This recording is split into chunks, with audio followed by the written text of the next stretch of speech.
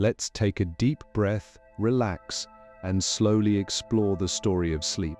Tonight, as you settle in, consider something quietly remarkable. You are about to do something that every human being who has ever lived has done, something that every animal on Earth does, something that your ancestors were doing 2 million years ago on the open grasslands of Africa. You are going to fall asleep, and the story of how we arrived at this moment, at the way you sleep right now, in this bed, in this room, is one of the longest and strangest stories in all of human history. Let us begin at the very beginning, long before there were beds or pillows or bedrooms. Somewhere in Eastern Africa, roughly 2 million years ago, a small group of early humans watched the sun slip below the horizon. The grassland, which had been alive with the sounds of grazing herds and bird calls, grew suddenly quiet in the way it always did before darkness fell. These early humans had a problem that no other creature on the plains faced with quite the same urgency. They needed to sleep, and they could no longer do it safely in the trees. For millions of years before this moment, our distant ancestors had slept in the branches. Chimpanzees, our closest living relatives, still build sleeping platforms high in the forest canopy each night, weaving together branches with a care that borders on craftsmanship. They do not simply grab any branch. Studies have found that chimpanzees choose the firmest, most stable wood available, building what amounts to a mattress in the sky. Orangutans go even further, constructing nests with a woven floor, and sometimes adding a roof of leaves when rain threatens. These are not random piles of sticks. They are built fresh every evening, and the skill to make them is learned over years. This tree sleeping habit stretches back perhaps 14 to 18 million years. And here is something worth pausing on. Those sleeping platforms may have changed the course of evolution itself. A chimpanzee resting on a solid platform sleeps more deeply than a monkey balancing on a branch. Deeper sleep means more time in the stages that help the brain grow and form memories. Some researchers believe that sleeping on platforms was one of the earliest leaps in our ancestors' journey toward larger, more complex brains. Better sleep may have helped build better minds. But then something changed. The forests of Eastern Africa began to give way to open grassland. The trees that had provided safe sleeping places became scarce, and our ancestors, who were growing taller and heavier, bodies built for walking and running, were no longer suited to climbing. Slowly, over hundreds of thousands of years, they came down from the trees and began to sleep on the ground. Can you picture what that must have been like? To lie down in the open darkness, knowing that lions and hyenas prowled just beyond the edges of the firelight. Because fire, it seems, was the answer. The mastery of fire, which may have begun as early as 1 million years ago, transformed the night. Fire provided warmth, it provided light, and most importantly, it provided a circle of safety. Predators that had moved freely through the darkness now kept their distance from the flames. The campfire became our first bedroom wall, and fire did something else, something quieter and perhaps just as important. An anthropologist who studied the fireside conversations of a group of hunter-gatherers in the Kalahari found that nighttime talk was different from daytime talk. During the day, people discussed practical things, hunting, gathering tools. But at night, by the fire, they told stories. They sang songs. They spoke of the spirit world and strengthened the bonds that held the group together. Fire did not just make sleep safe. It created the social world that came before sleep. The other great protection was the group itself. Sleeping alone on the African grassland would have been a death sentence. Early humans slept in clusters, with the strongest members on the outside and the most vulnerable, the children, the elderly, the pregnant, sheltered in the center.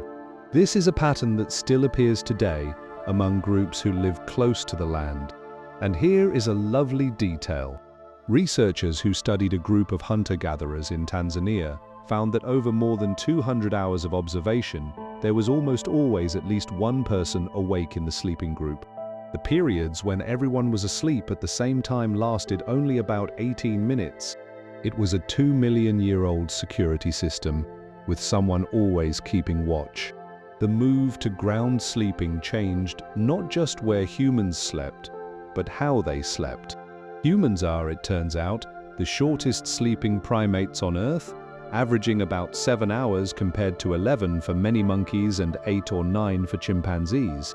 But what our sleep lacks in length, it makes up for in depth. Human sleep is remarkably rich in the stage associated with dreaming, memory, and emotional processing. Scientists believe this happened because ground sleeping was so dangerous. There was no time for long, light dozing. Every minute of sleep had to count, so our bodies evolved a sleep that was short but deeply restorative, diving quickly into the most important stages. The oldest evidence of how these early sleepers arranged themselves comes from a cave in the mountains of South Africa. There, researchers found layers of grass carefully laid over beds of ash, dating to roughly 200,000 years ago. The ash was not an accident. It appears to have kept insects away. And around 73,000 years ago, the people living in that same cave began burning their old bedding and laying fresh grass, a practice that shows a quiet understanding of cleanliness that most of us would recognize. At another cave, archaeologists found sleeping mats made from plants whose crushed leaves naturally repel mosquitoes. These were not simple piles of grass. They were thought-out sleeping surfaces made by people who understood which plants offered comfort and which offered protection. For the vast majority of human history, this was how we slept. On the ground, curled up near a fire, surrounded by family. The private bedroom, the raised mattress, the idea of sleeping alone, these are innovations of just the last few thousand years, barely a blink in the long story of our species. And so, when you lie in bed tonight and feel a nameless unease in the small hours, you're feeling something very old. Your body remembers the open grassland, even if your waking mind has never seen it. The darkness still carries a weight that no amount of electric light has fully taken away. And somewhere deep in the rhythms of your sleep, the pattern of that first ground sleeping human still plays out night after quiet night. On the morning of December 28, 1963, a 17-year-old high school student named Randy Gardner woke up in San Diego, California, and decided not to go back to sleep. It was a decision that would make him famous, though not in the way he might have expected. Gardner and 2 of his classmates had heard about a radio host in Hawaii who had stayed awake for over 260 hours as a publicity stunt. They thought they could beat the record and turn it into a science fair project. There was no doctor involved at first, no safety plan. They were teenagers with a stopwatch and an idea. What followed was 11 days and 24 minutes of continuous wakefulness. By the second day, Gardner had difficulty focusing his eyes. By the 4th day, he was seeing things that were not there. He mistook a street sign for a person. He became convinced that a radio host was mocking him personally. Simple math became impossible. His speech slurred. His memory fell apart. By the 7th day, he was trembling and struggling to form complete thoughts. A sleep researcher from Stanford flew down to observe him, and he noticed something quietly remarkable. Even as Gardner fought to stay awake, his brain would steal tiny fragments of sleep lasting only seconds, as though the body was sneaking into unconsciousness despite the boy's best efforts to resist. When Gardner finally went to sleep, he slept for 14 hours and woke up feeling groggy, but mostly normal. He and his friends won first place at the science fair. But the story did not end there. Decades later, Gardner would reveal that in the years after his experiment, he developed severe insomnia that haunted him for much of his adult life. In an interview when he was in his 70s, he described years of sleeplessness so bad, that he wondered whether those 11 stolen days had permanently changed his brain. Gardner's experiment was dramatic, but it barely scratched the surface of what happens when sleep is truly denied. The most terrifying answer to the question of why we sleep comes from a rare condition caused by a tiny misshapen protein that attacks the part of the brain responsible for regulating sleep. The disease begins with difficulty falling asleep and progresses over the course of 6 to 36 months through worsening insomnia, hallucinations, panic attacks, rapid weight loss, and confusion until the person can no longer sleep at all. Death follows always. There is no treatment and no cure. The Italian family in which the condition was first identified had watched relatives die of the same mysterious illness for over 2 centuries before science gave it a name. Fewer than 50 families in the world are known to carry it, but it stands as a stark and sobering demonstration of a basic truth. Without sleep, you die. This brings us to the most basic and surprisingly still unanswered question in all of biology. Why do we sleep at all? If you think about it from nature's point of view, sleep is a disaster. It makes you unconscious, unable to move, and completely exposed to danger for hours at a time. An animal that did not need to sleep would have an enormous advantage, able to search for food, find a mate, and watch for threats around the clock. And yet, every animal that has ever been studied, from fruit flies to elephants, from dolphins to jellyfish, sleeps. Even the tiniest worm, with just a few hundred nerve cells, enters a sleep-like state at certain times. Sleep is so deeply built into the fabric of life that it must serve some purpose so important that the risks of lying helpless in the dark are worth paying. Scientists have offered 4 main ideas, and the honest answer is that all of them are probably partly right. The first idea is that sleep keeps animals quiet and hidden during the hours when they would be most vulnerable. A mouse that stays in its burrow during the day is less likely to be eaten by a hawk. This would explain why predators like lions, which have little to fear, sleep up to 20 hours a day, while prey animals like horses, which are always at risk, sleep as little as 2 to 4 hours. The second idea is that sleep is a time for the body to repair itself.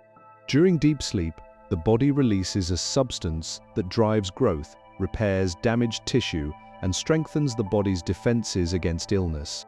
Children and young people, whose bodies are growing, need more sleep than adults. Athletes need more sleep when recovering from hard training. When you are sick, your body craves rest. People who sleep fewer than 7 hours a night are nearly 3 times more likely to catch a cold than those who sleep 8 hours or more. The third idea is that sleep is essential for learning. During the day, the brain takes in a flood of information.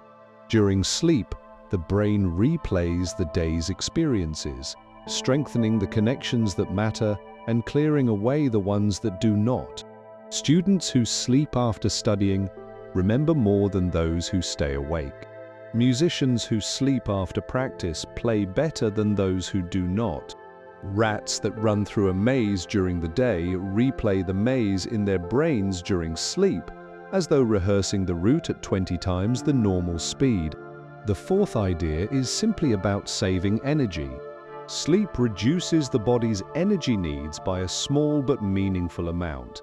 And for small animals with fast-burning bodies, that saving can mean the difference between surviving and starving. No single idea is enough. Sleep almost certainly does all of these things at once. What is clear is that taking it away is devastating. In laboratory studies, animals completely deprived of sleep die within a few weeks, their bodies falling apart from the inside. In humans, the military has provided the most extensive, though deeply troubling evidence. After 2 days without sleep, thinking collapses. After 3 days, people begin to see things that are not there. After 4, something like madness can set in. The animal kingdom offers its own strange variations. Dolphins sleep with one half of the brain at a time, keeping the other half alert so they can continue swimming and breathing. Some birds can sleep for seconds at a time while flying over the open ocean. Certain fish that live in caves where there are few dangers have evolved to sleep as little as 2 hours a day. But even these exceptions prove the rule. Sleep can be rearranged, compressed, and distributed in remarkable ways, but it cannot be eliminated. And so we are left with a quiet mystery. We spend roughly a third of our lives unconscious, and we still cannot say with certainty why.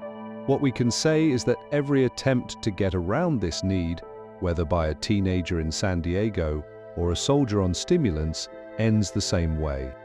The body demands its sleep, and if it does not receive it, the consequences are not merely unpleasant. They are, in the end, a matter of life and death. In the tomb of the young Egyptian king Tutankhamun, discovered in 1922, among the gold masks and jeweled treasures and painted chariots, there were beds. 6 of them, including 3 shaped like animals with gilded frames and woven surfaces, positioned as though the dead king might need them in the afterlife. One took the form of a great celestial cow. Another bore the fearsome head of a creature who devoured the unworthy dead. A third was shaped like a lion. For the ancient Egyptians, sleep was not simply a biological need. It was a sacred state, a nightly journey to the borders of the divine, and the furniture of sleep carried as much spiritual weight as any temple artifact. The earliest Egyptian beds were simple but thoughtful, wooden frames standing on short legs, with a network of woven cord stretched across to create a sleeping surface and a folded linen pad on top. What strikes the modern eye is that these beds sloped downward from head to foot, a design that seems uncomfortable until you understand the headrest. The Egyptian headrest was a curved support raised on a stand, typically carved from wood, stone, or ivory, designed to cradle the back of the head and keep it lifted during sleep. These headrests have been found in tombs spanning nearly 3,000 years, from around 3,000 years before the Common Era all the way through the final centuries of Egyptian civilization. The headrest served some wonderfully practical purposes. In a warm climate rich with insects, it kept crawling things from reaching the sleeper's face. The raised head allowed air to flow beneath it, offering a degree of cooling that a soft pillow would have trapped. But the headrest was far more than a practical device. The Egyptians included special prayers in their sacred funeral texts, specifically for the headrest. One prayer declared that the sleeper's head should be raised by the god who held up the sky. Lifting the head of the dead was connected to the idea of waking up, and therefore to coming back to life. The headrest placed in a tomb was not merely furniture for the afterlife. It was a kind of magical tool meant to help the departed rise again. The Egyptians understood sleep as a space between worlds, a boundary between the living and the gods. And dreams were messages from the other side. To receive those messages properly, they built special temples where the sick would come to sleep in darkened chambers, hoping for a vision that would reveal the nature of their illness and its cure. Patients were prepared through washing rituals, fasting, and prayer. They slept in dedicated rooms, and when they woke, they told their dreams to temple priests who interpreted the visions and recommended treatment. One of the oldest dream guides in the world, written on a roll of papyrus around 1275 years before the Common Era, lists over 100 dreams and their meanings. To dream of drinking warm beer was a bad sign, meaning suffering was ahead. To dream of seeing a large cat was a good sign, meaning a bountiful harvest. The guide also included remedies for bad dreams, such as a prayer to be spoken upon waking and a mixture of bread and herbs to be applied to the face so that the harm of the dream might be drawn out. Among the household gods of Egypt, one small figure stood watch over sleepers more than any other. He was a squat, grinning figure with a wild mane, and his image was carved onto bed frames, painted on bedroom walls, and worn as a charm around the neck. He was believed to chase away nightmares and evil spirits that might attack the vulnerable sleeper. One ancient text describes a ritual for calling upon him before bed, drawing his image on the left hand, wrapping it in a strip of dark cloth, and lying down in silence. Now, let us travel across the ancient world to the cities of Mesopotamia, the land between the rivers in what is now modern Iraq. There, the relationship between sleep and the gods was, if anything, even more carefully mapped out. The Babylonians and Assyrians produced some of the earliest dream interpretation texts in human history, pressed into clay tablets in the wedge-shaped script that scholars call cuneiform. A great collection of these dream tablets, discovered in the library of an Assyrian king who ruled in the 7th century before the Common Era, catalogued dream symbols with the precision of a reference book. To carry the fruit of a date palm in a dream meant sorrow. To carry barley in the street meant you would overcome an enemy. A hunter's bow meant conquest. The collection ran to thousands of entries, suggesting a culture in which reading dreams was not a casual pastime, but a serious and respected profession. Dream interpreters in Mesopotamia were paid professionals with recognized social standing, consulted by kings and common people alike.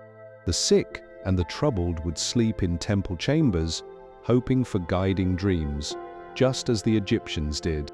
And for those plagued by nightmares, there were rituals to transfer the evil of a bad dream to a substitute object. A lump of earth, specially prepared, could absorb the harmful energy when the right words were spoken over it. The dreamer had to speak the dream aloud to the lump, passing the bad omen from their own body into the clay, which was then buried or destroyed. The pillow, too, has its roots in this ancient world. The oldest known headrests carved from stone date to roughly 9,000 years ago in the region. These were solid blocks meant to lift the head, not the soft cushions we know today. In China, ceramic pillows were common for centuries, decorated with elaborate designs. In Japan, carved wooden blocks served the same purpose. The soft, feather-stuffed pillow that most of the world now takes for granted only became widespread in Europe during the Renaissance, thousands of years after the first headrest was carved. What is most striking about these ancient approaches to sleep is how seriously they took it. Sleep was not background noise in the lives of Egyptians and Mesopotamians. It was a subject of medical study, religious thought, and daily ritual. The beds of kings were gilded and placed in tombs. The dreams of rulers were recorded on clay tablets and stored in royal libraries. Entire buildings were constructed for the purpose of sleeping in the right way, in the right place, to receive the right visions. The ancient Egyptians would have found our modern indifference to sleep puzzling, even alarming. For them, the headrest was not an optional comfort, but a necessity with spiritual power. The dream was not random noise, but a message from the gods. And the bed was a threshold between worlds, a place where the living briefly visited the realm of the dead, and if the rituals worked, returned with the dawn. And so, as the first civilizations rose along the great rivers of the ancient world, sleep was already woven into the fabric of religion, medicine, and daily life. Let us now follow the thread of that story westward to the temples and lecture halls of ancient Greece and Rome, where a great argument was about to begin, one that would echo all the way to the present day. In the 4th century before the Common Era, a sick traveler would have approached a famous healing temple in the green hills of southern Greece, with a mixture of desperate hope and solemn reverence. The temple, nestled in a valley in the northeastern part of the land called the Peloponnese, was dedicated to the Greek god of medicine, and it drew the ailing from across the entire Mediterranean world. The traveler would first have bathed in the sacred springs, offered a sacrifice, perhaps a rooster or a cake of honey, and then been led by attendants into a long, columned hall where stone benches lined the walls. There, in darkness, the traveler would lie down and wait.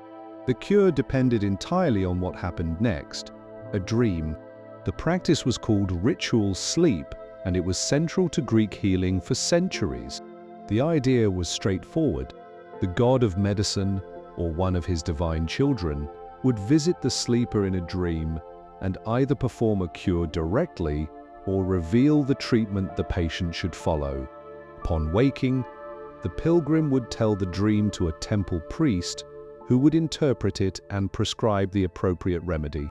Stone tablets at the temple record dozens of these dream cures, carved by grateful patients. One describes a man with a painful swelling who dreamed the god opened his body with a knife. When he woke, the floor was stained and the swelling was gone. Another tells of a woman who had carried a child for 5 years without giving birth.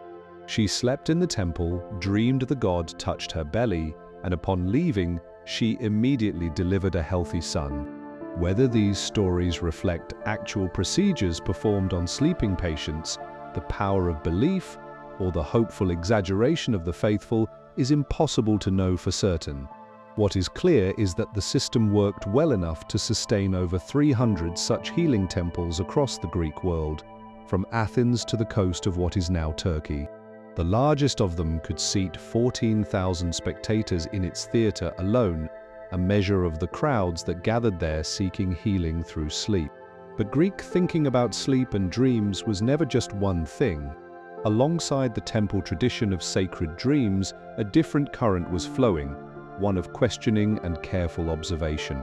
The physician Hippocrates, born around 460 years before the Common Era, approached sleep with the eye of a doctor rather than the reverence of a priest. He and his school were the first to treat sleep as something the body did for physical reasons, not something the gods sent as a gift. Hippocrates proposed that sleep happened when blood retreated from the limbs into the center of the body, where it was warmed. The idea was wrong in its details, but it was a remarkable step, treating sleep as something natural rather than divine. On dreams, the writings of Hippocrates' school took a thoughtful position. They divided dreams into two kinds: those sent by the gods, which were beyond the doctor's reach, and those produced by the body itself, which had real medical value. In this view, the sleeping body became a kind of instrument. When the waking mind quieted down, the inner workings of the body could speak through the language of dreams. A dream of flooding might mean too much blood. A dream of barren fields might mean the body was drying out. A dream of stars falling from the sky was a sign of illness. The physician's task was to read these dreams as symptoms and adjust the patient's diet and habits accordingly. This was, in essence, the first medical dream reading system, one that treated dreams not as messages from the gods, but as information from the body itself. The philosopher Aristotle, writing in the middle of the 4th century before the Common Era, went even further in the direction of plain explanation. In his essays on sleep and dreams, Aristotle stripped the divine from dreaming entirely. Dreams, he argued, were not messages from the gods, but the leftover impressions of the day, still rippling through the body after the senses had shut down. When you dream of a familiar face, it is not because a god sent the image, but because the impression of that face, received during waking hours, is still echoing inside you. Sleep itself, Aristotle believed, was caused by warm vapors rising from digestion to the head, then cooling and sinking back down, producing drowsiness. He also noted that while dreams that seemed to predict the future were possible in theory, most of them were simply coincidences, and people remembered the dreams that came true while forgetting the many more that did not. Aristotle's clear thinking was remarkable for his time, but it did not win the day. The most influential dream book to survive from the ancient world was written not by a philosopher but by a professional dream interpreter, a man from a small town in what is now Western Turkey who lived in the 2nd century of the Common Era. He spent years traveling through Greece, Asia, and Italy, collecting people's dreams and recording what happened afterward. His book, a detailed guide running to 5 volumes, was a work of extraordinary care. The first 3 volumes were for the general public. The last two were written privately for his son, who was learning the family profession. This dream interpreter brought a surprisingly thoughtful approach to his work. He insisted that a dream's meaning depended on who the dreamer was, their job, their age, their health, their habits. A dream of losing teeth meant one thing for a young woman and something quite different for an old man. He also drew a careful line between ordinary dreams that simply reflected how the dreamer felt and meaningful dreams that pointed toward the future. Only the latter were worth professional attention. This attention to context was sophisticated enough to earn the admiration of Sigmund Freud nearly 2,000 years later. The Romans inherited the Greek love of dream reading and amplified it. Roman culture was steeped in the art of foretelling the future, and dreams held a central place. Historians recorded the dreams of emperors as though they were affairs of state. The wife of Julius Caesar famously dreamed of his murder the night before it happened, a warning he fatally ignored. Whether these stories were genuine visions or carefully crafted stories told after the fact, they reflect a culture in which the content of a powerful person's sleep was considered politically important. The mythology of sleep in the classical world gave it a beautiful and haunting architecture. The Greek god of sleep was the twin brother of the god of death. The pairing was no accident.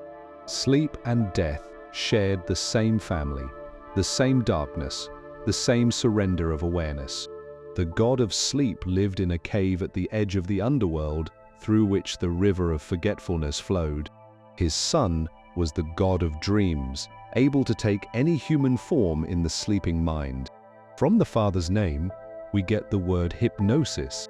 From the son's name, the painkiller morphine. The echoes of these ancient gods still shape the way we speak about sleep and its many alterations.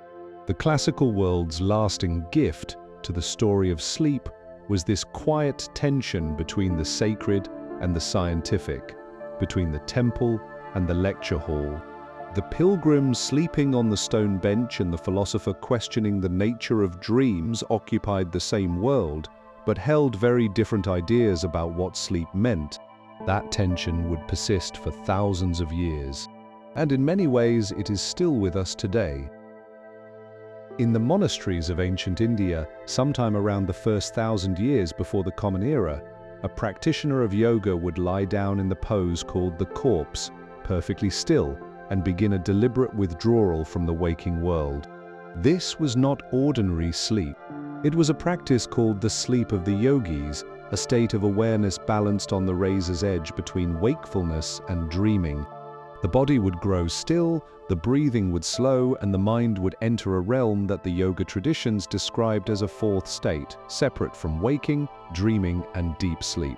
One of the oldest philosophical texts in the tradition names all four states clearly: the waking state, the dreaming state, deep dreamless sleep, and a transcendent fourth state that runs beneath the other three like a quiet current beneath a river.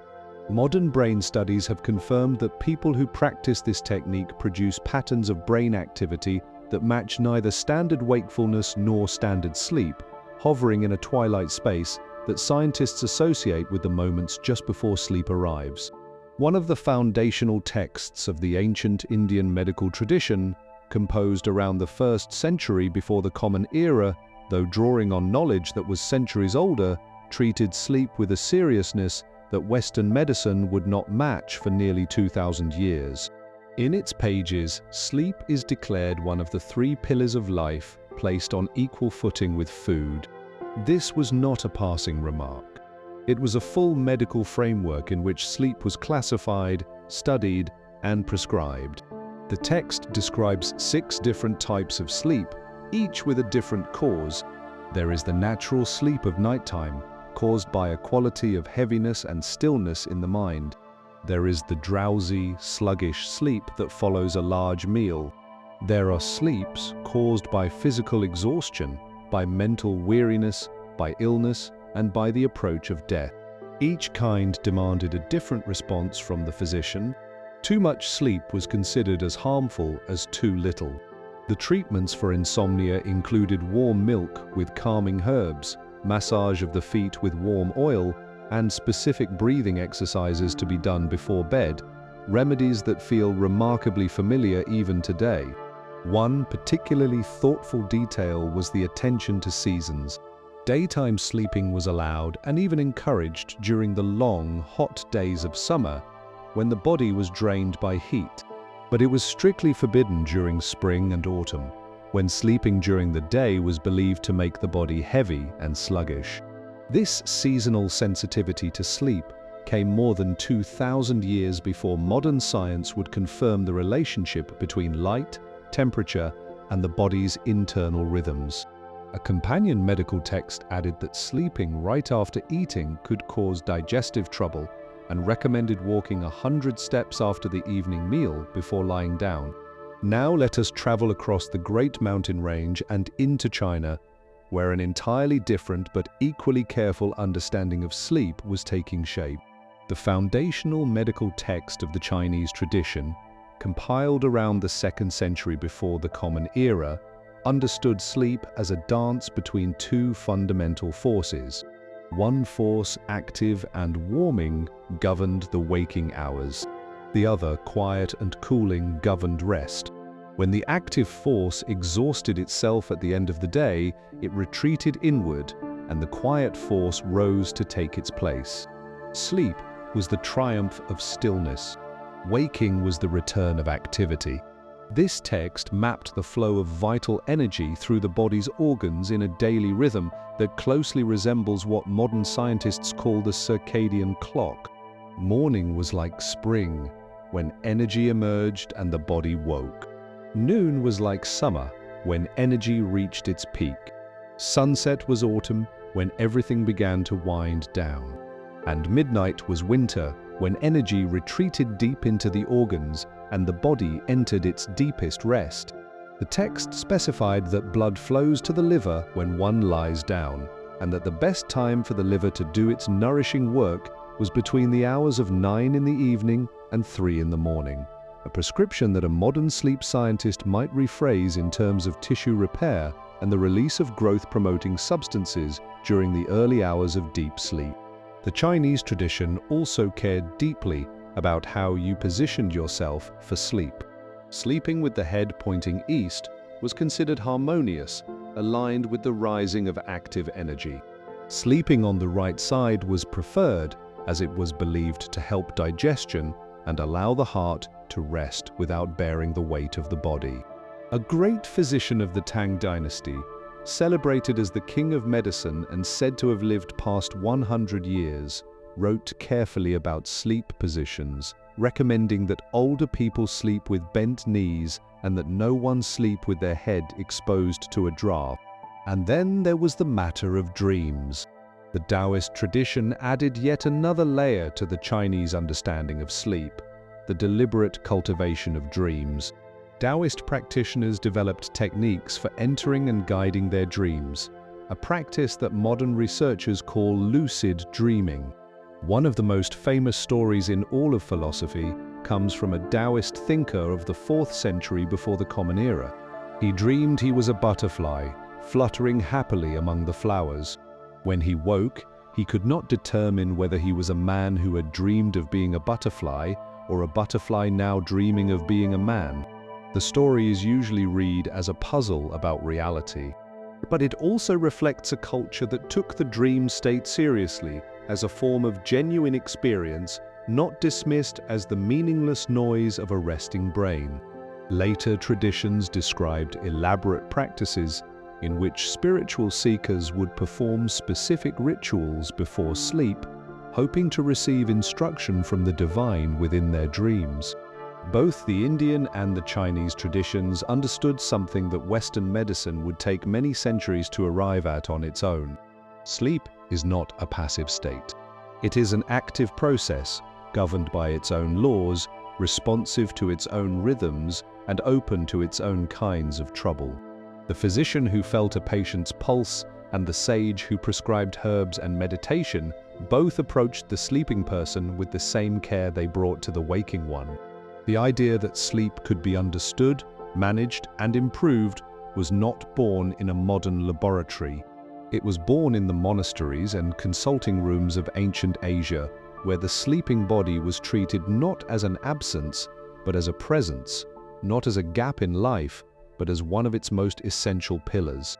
And now let us follow the story of sleep to another great center of learning, where scholars in the golden age of the Islamic world would carry these ideas forward, adding their own observations and building upon the wisdom of every tradition that came before them.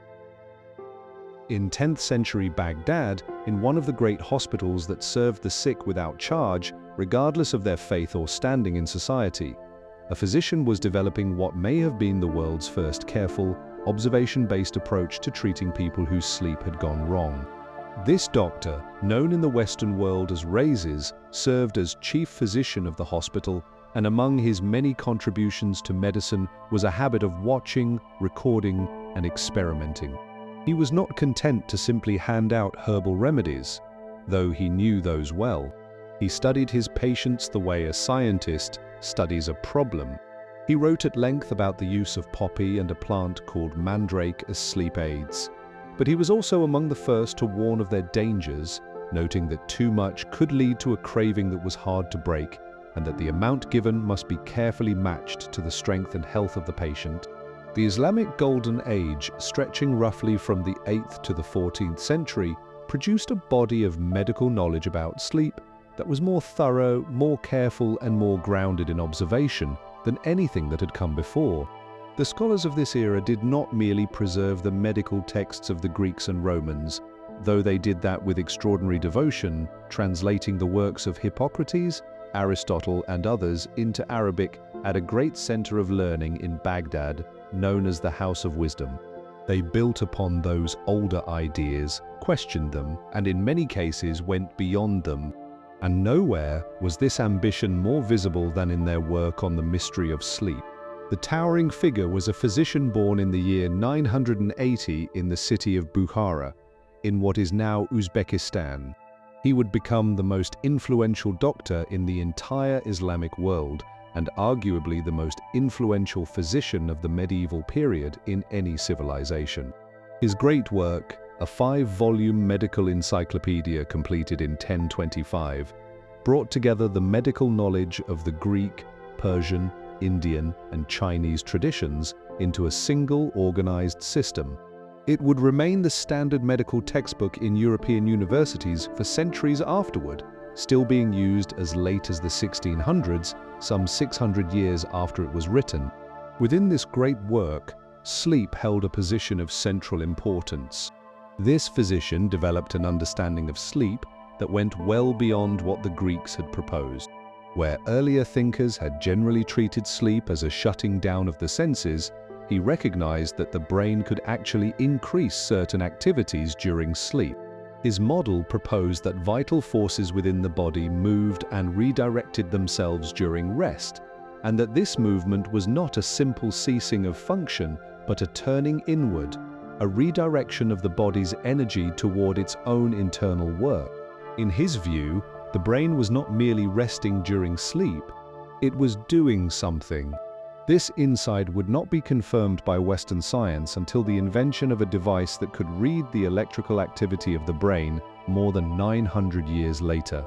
He also produced what scholars describe as the first organized description of different depths of sleep, recognizing that sleep was not one uniform state, but varied in its quality and intensity. He noted the effects of different foods and activities on how well a person slept, and he prescribed specific changes in daily habits, including diet, exercise, massage, and bathing, as part of a complete approach to improving rest. His advice for people who could not sleep was remarkably modern in its emphasis on what we would now call good sleep habits. He recommended a cool, dark, quiet room, a light evening meal, and the avoidance of stimulating conversation or worry before bed, advice that any sleep doctor today would recognize and agree with. The scholars who came after him continued to push the boundaries of what was known about sleep. A Tunisian physician who lived in the 10th century produced some of the earliest medical descriptions of children who woke in terror during the night, screaming and confused, what we would now call night terrors. His work on sleep troubles and their treatments circulated widely across the Islamic world. Another physician, best known for his discovery of how blood moves through the lungs, also contributed to the understanding of sleep, building on the earlier ideas about the relationship between breathing, blood flow, and the onset of rest. The institutions that supported this medical work were themselves remarkable. The hospitals of the Islamic world were not simply places where the sick lay in bed. They were complete medical centers that combined care for patients with education and research. The great hospitals of Cairo and Damascus served as places where physicians could observe patients carefully, work alongside colleagues, and test their ideas against what they saw in real life. One hospital in Cairo, built in 1284, was among the largest and most advanced medical buildings in the medieval world, with separate areas for different conditions, a pharmacy, a library, and a lecture hall. These hospitals were funded by charitable trusts, and they served everyone who needed care without asking for payment. A person suffering from sleeplessness could receive treatment without spending a single coin, a standard of open care that much of the world has yet to achieve even today. The religious tradition of Islam added another layer of meaning to the medical study of sleep. The Holy Book of Islam contains several passages that treat sleep as one of the signs of the divine. Sleep is presented not as a waste of time or a weakness, but as a gift, a sign of wisdom that deserves gratitude and thoughtful attention. The idea of sleep as a kind of small death appears in Islamic thought, echoing the ancient Greek pairing of the gods of sleep and death.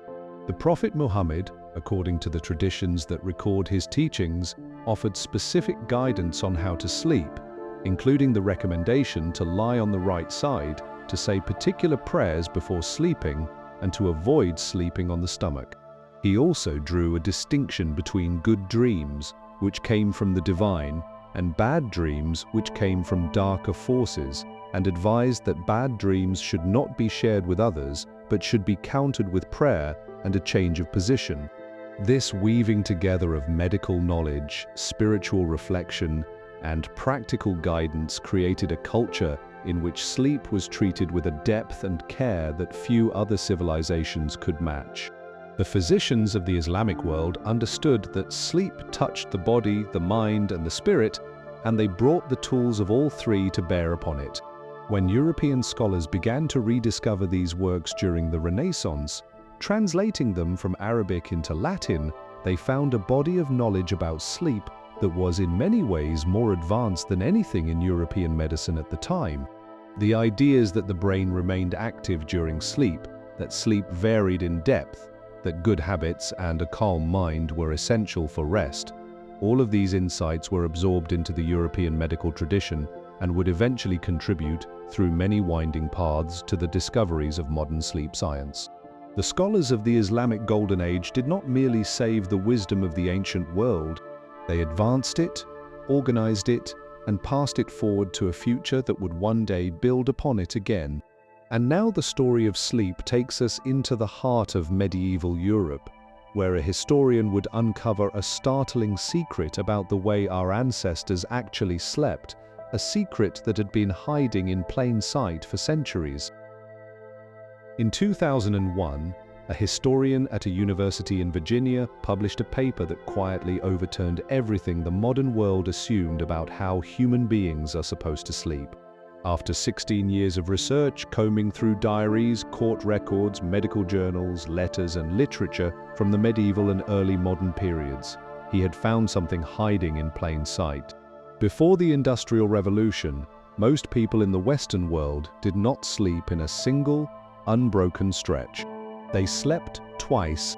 His book, published a few years later, presented over 500 references to what he called segmented sleep, a pattern so deeply woven into the fabric of daily life that it needed no explanation and left an enormous paper trail. The evidence appeared in the works of Chaucer, where a character wakes at her first sleep.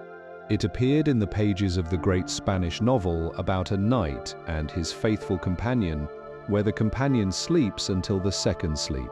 It appeared in legal documents, where witnesses described events that took place between the first and second sleeps.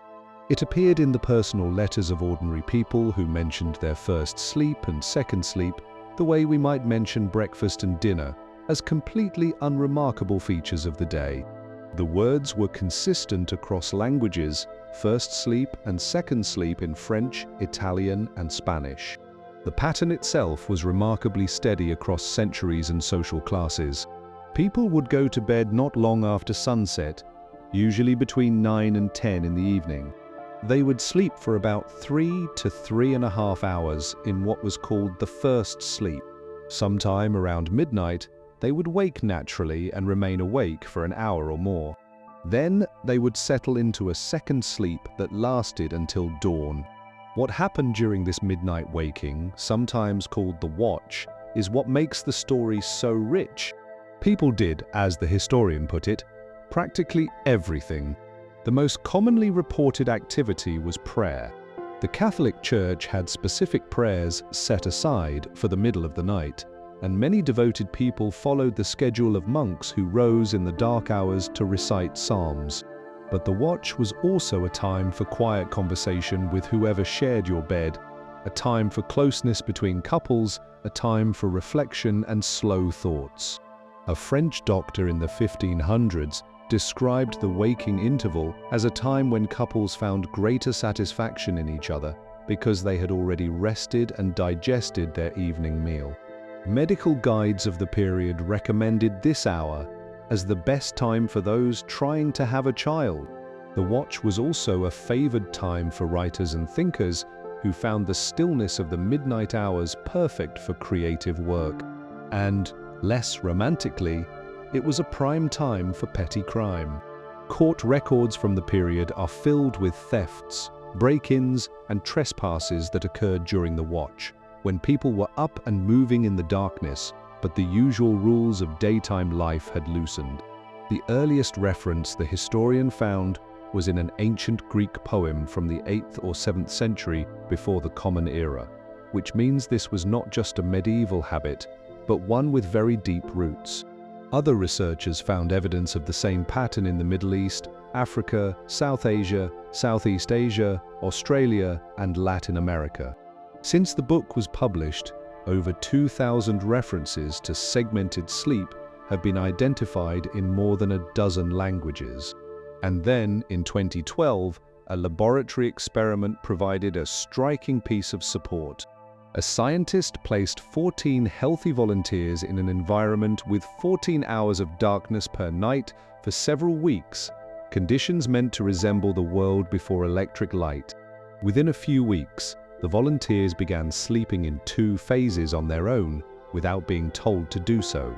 They fell asleep within about 2 hours of darkness, slept for roughly 4 hours, woke for 1 to 3 hours of calm wakefulness, and then slept again for another 4 hours.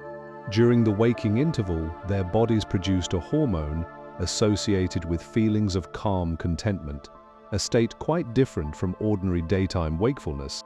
The scientists suggested that this pattern might represent the way human sleep was always meant to work, before artificial light compressed it into a single block. The medical knowledge of the time took segmented sleep entirely for granted. English medical texts prescribed certain medicines to be taken between the first and second sleeps. French physicians advised on the best activities for the waking hour. No one thought it required explanation because no one thought it was unusual. The 2 halves of the night were also different in character. Sleep researchers have noted that the first sleep was typically deeper, dominated by the slow restorative waves that help the body repair tissue and store memories. The second sleep was lighter, richer in the stage of sleep associated with dreaming, emotional processing, and creative thinking. The waking interval between them fell at a natural transition point in the body's sleep cycle, a moment when the shift from deep sleep to lighter sleep made waking up feel easy and natural. And here is the thought that lingers. The solid block of 8 hours that modern societies treat as the normal way to sleep may in fact be a historical oddity. For most of human history, people slept in 2 phases, and the midnight waking was not a problem. It was simply part of the night. The shift to a single sleep happened gradually, beginning in the late 1600s and speeding up through the 17 and 1800s, driven by two forces: the spread of artificial lighting and the rise of a culture that treated sleep as wasted time. The timeline matches the arrival of gas lamps on the streets of European cities. As the night became lit, it became colonized. Coffee houses stayed open later. Theaters offered evening shows. Bedtime crept later and later. And with it, the time available for two sleeps vanished. The pattern collapsed into one. Not everyone accepts this picture without question. Some researchers have pointed out that the evidence comes mainly from Western Europe, and that other cultures, including Japan, have no clear record of sleeping in two phases. But the core of the argument remains compelling, and it has changed how many sleep researchers think about insomnia. If you wake in the middle of the night and cannot immediately fall back asleep, you may not have a problem at all. You may simply be experiencing a pattern of sleep that the human body has followed for most of its existence, a natural pause in the night that the modern world erased without ever realizing what it was taking away. And now let us turn from how people slept to where they slept, because in medieval Europe, the bed was not at all what you might imagine. It was not a private space. It was, in its way, a stage. There is a bed in a museum in London that is nearly 11 feet wide and almost 11 feet long. It was built around 1590, not for a private home but for an inn in the town of Ware, about a day's ride north of London on the road to Cambridge. The bed was a tourist attraction, a novelty designed to draw paying guests, and it worked beautifully. Travelers went out of their way to spend a night in it, carving their initials into the oak as proof of their visit. Shakespeare mentioned it. Other playwrights and poets of the age referred to it by name.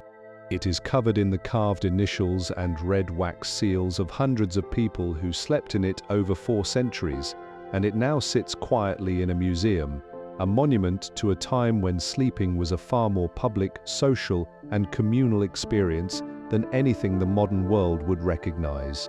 This great bed was extraordinary in its size, but entirely ordinary in its social purpose. In medieval and early modern Europe, the bed was not a private retreat. It was the most important piece of furniture in the household, the single most expensive item that most families would ever own, and it was treated accordingly. Beds were mentioned in wills from the 1300s onward, passed down with the same care as land or livestock. A typical will might leave the best bed to the eldest son and the second best bed to the wife, a custom that gained lasting fame when Shakespeare left his wife his second best bed. Scholars have debated the meaning endlessly, but in its original context, it was simply the way people distributed their most valuable possessions. For the vast majority of people, the bed was a crowded place. The average medieval household did not have separate rooms for sleeping. In a one-room cottage, which was the standard home for the rural poor across Europe, the entire family slept together on thin mats or mattresses stuffed with straw spread on the dirt or stone floor. There was no such thing as a personal sleeping space. Children were arranged by age, with the youngest closest to the mother and the girls placed against the wall for protection. Servants, apprentices, and guests joined the group as needed. In the coldest months, farm animals might be brought inside as well, their body heat serving as a kind of natural heating system, their sounds and smells simply part of the backdrop of sleep.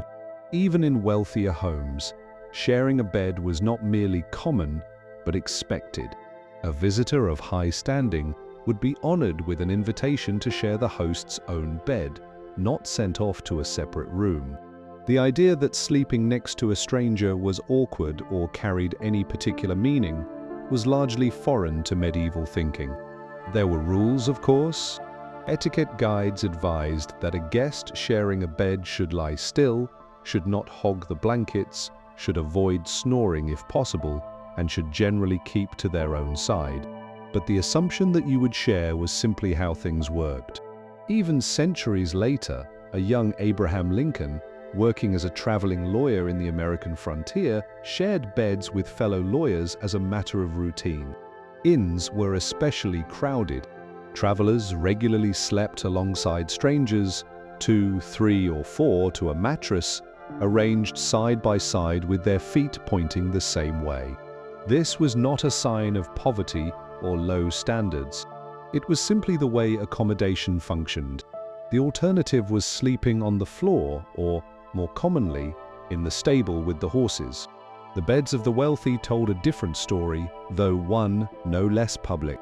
By the late medieval period, the beds of nobles and royalty had become elaborate constructions of carved wood, expensive fabric, and proud display. Four-poster beds with canopies and curtains appeared in the 1400s and 1500s, and while the curtains offered some sense of privacy, they were often drawn open during the day when the bed served as a place for receiving visitors. In France, kings held formal audiences from their beds, a practice in which courtiers gathered each morning to watch the monarch wake, dress, and begin his day. One French king elevated this to a theatrical production, with hundreds of courtiers competing for the privilege of attending his rising at the Great Palace of Versailles. The bed was not a place of retreat. It was a throne. The materials people slept on varied enormously by wealth. The rich slept on feather mattresses, or at least on mattresses stuffed with wool, supported by rope stretched across a wooden frame. There is a well-known phrase, "sleep tight," that may come from the need to periodically tighten those rope supports which sagged with use, though the true origin of the phrase is debated. The poor slept on straw-filled sacks, sometimes nothing more than a bag stuffed with whatever plant material was at hand. Straw attracted insects, mice, and mold, and the quality of sleep on such a surface would have been, by any modern measure, truly poor. The expression "hitting the hay," meaning to go to bed, survives as a small reminder of those straw-filled sleeping arrangements. The medieval sleeping space, if the word bedroom can even be applied to a room that served a dozen other purposes, was also remarkably noisy. Animals shared the living space in many homes, especially in Northern Europe, where the traditional longhouse placed people and livestock under the same roof. In cities, the noise was different but equally constant. Church bells rang through the night to mark the hours. Watchmen called the time. Dogs barked. And the thin walls of densely packed houses carried every sound from the neighbors. The slow change from this crowded public model of sleeping to the private bedroom that most people in the West now take for granted was driven by rising wealth, changing ideas about privacy, and the growing ability to build houses with separate rooms. The separation began among the wealthy in the 1400s and 1500s, as the great homes of Italy and Northern Europe started to include rooms set apart for sleeping. But for most people, a private bedroom did not become standard until the 1700s or 1800s. And in many parts of the world, it has never become standard at all. In Japan, the sleeping mat was unrolled in a shared room each evening. In much of Africa and Asia, families still sleep communally. The history of the bed is, in miniature, a history of how our relationship with privacy, closeness, and the night has changed. The medieval bed was a communal space because medieval life was communal. The private bedroom came into being because the modern world invented the individual, the person with separate needs and a separate room. That invention was not inevitable, and it is not universal. For most of human history, and in much of the world today, sleep is still what it was in a medieval cottage, a shared experience, something you do with others rather than alone. And now let us widen our view beyond the cottages and castles of Europe to see how people across the rest of the world have slept in ways that challenge many of our assumptions about what is natural and what is normal.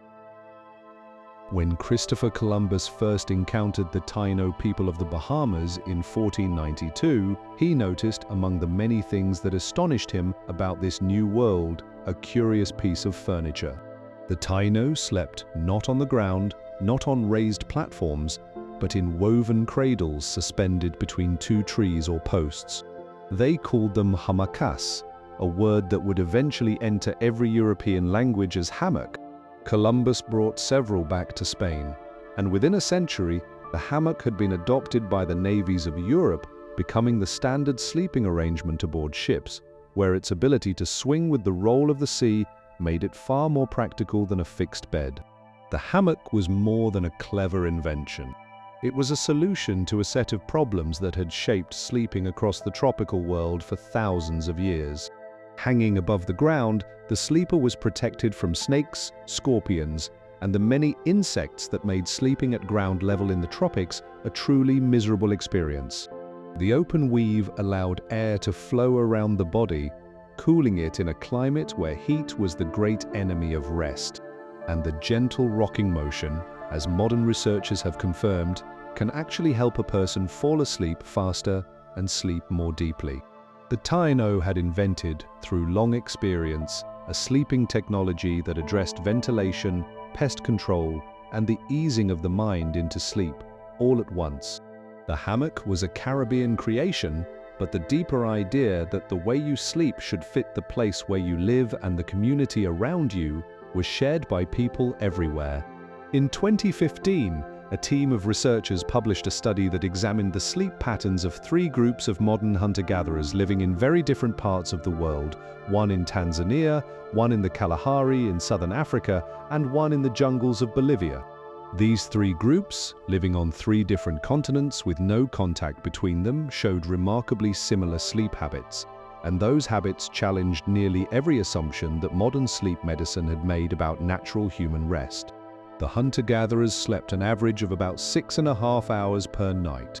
This was at the low end of what people in the industrialized world sleep, not the 8 or 9 hours that some had predicted as the natural human baseline. They did not go to sleep at sunset, either. They fell asleep on average about 3.5 hours after dark and woke about an hour before sunrise. And the timing of their sleep was driven not primarily by light, but by temperature. As the air cooled during the evening, the body's own temperature dropped with it, and sleep arrived at or near the coolest point of the night. But the most striking finding was about insomnia, or rather, its near total absence. Among these hunter-gatherers, only about 2% reported trouble sleeping more than once a year. In modern industrialized societies, the number is 10 to 30%. One of the groups did not even have a word for the condition. Their language had no term for the inability to sleep because it was so rare that it did not need a name. The social shape of their sleep was equally revealing. Among the group in Tanzania, families and extended kin slept together in open-air camps, around the embers of dying fires, with children, elders, and sometimes dogs all piled together. The night was not a time of silence and separation. It was a time of low conversation, of stories murmured in half-whispers, of babies nursing, of fires being tended, of quiet information being shared. People drifted in and out of sleep, and the line between sleeping and waking was far softer than it is in a modern bedroom with its closed door and its alarm clock. Among Aboriginal Australians, the pattern was similar. In traditional camps, people slept in groups arranged with careful protective purpose. The strongest members of the community slept on the outside, forming a living barrier between the vulnerable center, where children and the elderly rested, and the unknown darkness beyond. In the dry interior of Australia, people slept beside open fires with simple windbreaks of leaves and branches, a sleeping arrangement that had changed remarkably little from the camps of our earliest ancestors 2 million years before. In the Pacific Islands, extended families slept together in longhouses or open-sided shelters, arranged on mats woven from broad, flat leaves. The concept of a private sleeping space simply did not exist. Who slept next to whom and where in the sleeping group each person lay reflected the bonds of family, status, and alliance within the community. Sleep was a social act, organized with as much care as any other part of community life. Across Africa, traditions varied enormously across the continent's vast range of cultures, but certain threads ran through many of them. Communal sleeping was common, with extended families sharing sleeping quarters. Older members of the family often served as nighttime guardians, staying partly alert while younger members slept deeply, a pattern that echoes what scientists have proposed about our earliest ancestors, that someone in the group was always at least partly awake, keeping watch through the long hours of darkness. Among the Inuit of the Arctic, the communal sleeping platform, a raised bench of packed snow or stone covered in warm furs, occupied the back of the snow-built shelter and served as the family's shared sleeping space. In the bitter cold, body heat was a survival resource, and sleeping close together was not merely comfortable, but essential for staying alive. The idea of sleeping alone would have been as strange to an Inuit family as the idea of sleeping outdoors in a blizzard. What all of these traditions reveal, taken together, is that the modern Western way of sleeping 8 hours in a dark, quiet, private room, on a raised mattress, alone or with a single partner, is not the human default. It is a cultural creation shaped by specific historical forces, industrialization, electric light, the nuclear family, and the architecture of the private home. For most of human history, and in many parts of the world today, sleep is social, flexible, communal, and woven into the fabric of the night rather than sealed off from it. The health implications may be real. The near-total absence of insomnia among hunter-gatherers suggests that the modern epidemic of sleeplessness may be, at least in part, a result of the conditions under which modern people try to sleep, isolated in artificially controlled rooms ruled by clock time rather than the natural rhythms of temperature and light. But now the story takes a darker turn, from the gentle communal fires of the night to the terrors that have haunted human sleep since the very beginning. The nightmares, the frozen paralysis, and the creatures that every culture on Earth has placed at the bedside of the sleeping. There is a painting that hangs in a museum in Detroit, and it is deeply unsettling. Painted in 1781, it shows a woman draped across a bed in the posture of total surrender, her head thrown back, her arms dangling lifelessly toward the floor. On her chest crouches a small, dark, ape-like creature with glowing eyes. And in the background, a horse's head with wide, bulging white eyes peers through parted curtains. When the painting was first shown in London, critics reacted with what one observer described as horrified fascination. It became one of the most reproduced images of the late 1700s, and it remains to this day the most famous visual depiction of the nightmare in Western art. The word nightmare itself holds a clue to an ancient terror. It does not come from the word mare, meaning a female horse, though the painter included a horse as a kind of visual joke. The mare in nightmare comes from an old word for a malevolent spirit that sits upon the chest of sleeping people, crushing them, choking them, preventing them from moving or crying out. This is the same creature the Norse called the Mara, the Germans called the Alp, and the people of Newfoundland in Canada call the Old Hag. The experience it describes is one that anyone who has endured it will recognize instantly. You wake in the night, unable to move, unable to speak, with a terrible weight on your chest and a presence of overwhelming menace in the room. You are conscious, you are terrified, and you are completely frozen. Modern medicine calls this sleep paralysis, and it happens during the brief passage between the dreaming stage of sleep and full wakefulness. During the dreaming stage, the brain paralyzes the body's muscles through a natural safety system, preventing the sleeper from physically acting out their dreams. Normally, this paralysis lifts before the sleeper becomes aware. In sleep paralysis, the timing goes wrong. Awareness returns while the body is still locked. The result is a terrifying interval, usually lasting between a few seconds and 2 minutes, in which the person is fully awake but completely unable to move. The hallucinations that often come with sleep paralysis are equally explainable by science and equally frightening in the moment. Because the brain is still partly in the dreaming state, the parts of the brain that generate dreams remain active even as the conscious mind has switched on. The result is a kind of waking dream laid over the real world, a figure in the room, a weight on the chest, a sound of breathing, a feeling of dread.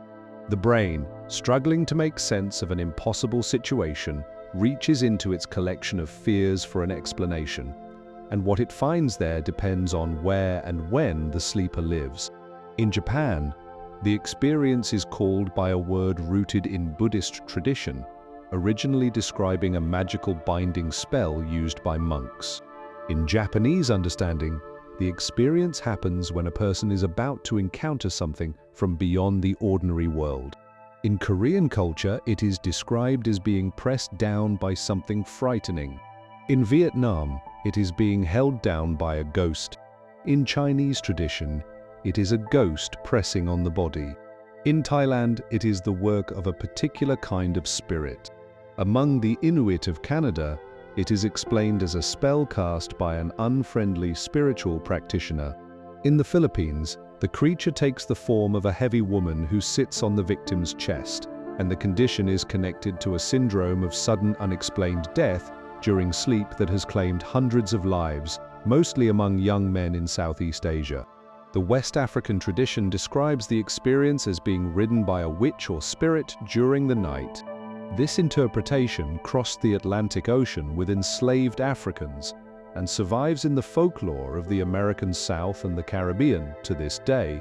In Brazil, the figure is a thin old woman who waits on rooftops at night, ready to step on the chests of those who fall asleep with a full stomach. In 1998, a researcher drew a thought-provoking connection between sleep paralysis and a distinctly modern form of nighttime terror, the experience that some people describe as alien visitation. The typical account follows the pattern of a sleep paralysis episode with remarkable closeness. The person lies in bed unable to move. Strange beings enter the room. There is a sense of being examined. The experience is vivid, terrifying, and feels absolutely real. The difference, the researcher suggested, is simply the cultural context. In a world of science fiction and space travel, the brain reaches for visitors from another planet rather than demons. The Old Hag has been replaced by grey-skinned beings from beyond the stars, but the underlying event in the brain is the same. What is quietly remarkable about the history of nightmares and sleep paralysis is the consistency of the experience and the diversity of its explanation. The body's response is the same everywhere: the paralysis, the hallucination, the pressure on the chest, the figure in the room. But the identity of that figure changes with the culture. It is a demon in medieval Europe, a ghost in China, a witch in West Africa, a spirit in Japan, and a visitor from space in 20th century America. The sleeping brain, trapped and flooded with fear, reaches for the most frightening story its culture can provide. The ways people have dealt with these terrors are as varied as the terrors themselves. Medieval Europeans hung bundles of herbs above the bed and said prayers meant to ward off the Mara. The Mesopotamians, as we heard earlier, performed rituals to transfer the evil of a dream to a lump of clay. In Japan, charms and prayers were used. In West Africa, protective objects and the guidance of spiritual healers were sought. The modern world offers therapy and, in more serious cases, medication to steady the sleep cycle. But the experience itself, that moment of waking paralysis and overwhelming dread, appears to be as old as human sleep. It is a dark companion to our nights that has followed us from the caves to the cities, changing its costume for each new era while remaining, in its deepest nature, exactly the same.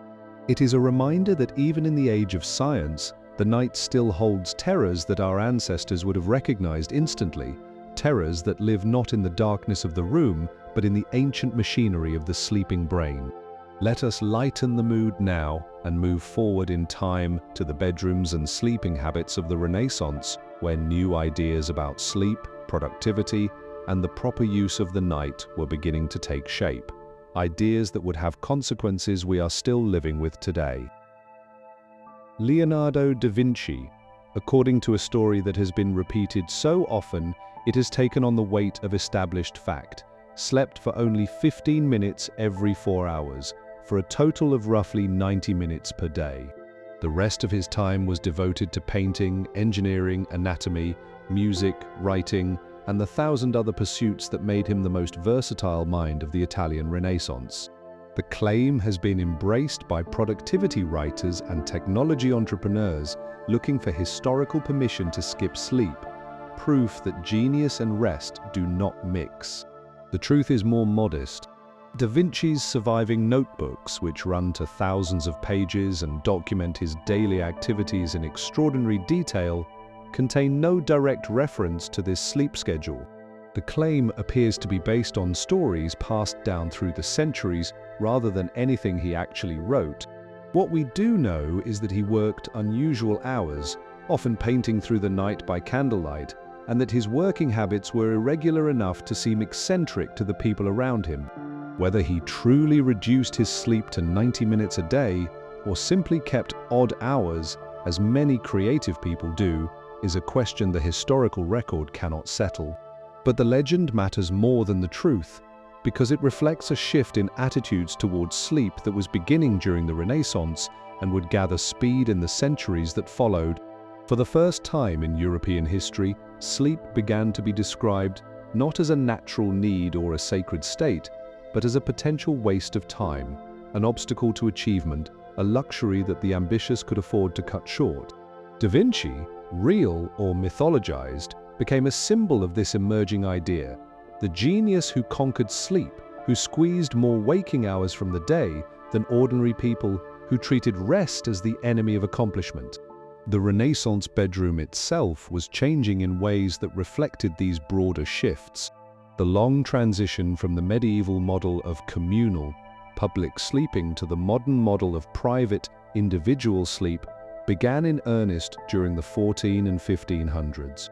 As the merchant class grew wealthier, the great houses of Renaissance Italy began to include rooms set apart for sleeping, separate from the spaces where business and entertaining took place. The bedroom started its slow migration from the most public room in the house to the most private, from the center of daily life to its quiet edge. Bed design evolved alongside these changes. The four-poster bed, which had appeared in the late medieval period, became increasingly elaborate. Canopies and curtains, originally practical measures against drafts and insects falling from high ceilings, became displays of wealth and refinement. Headboards were carved with scenes from mythology, family symbols, and religious images. Bed linens grew finer and more costly. The bed was still the most valuable piece of furniture in the home, but now it was also a work of art. What people wore to bed also underwent a quiet transformation.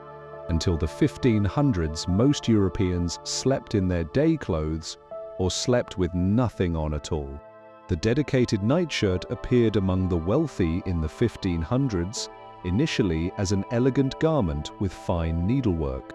The nightcap followed, serving the practical purpose of keeping the head warm in unheated rooms, but also becoming a symbol of the transition from day to night, from public life to private rest.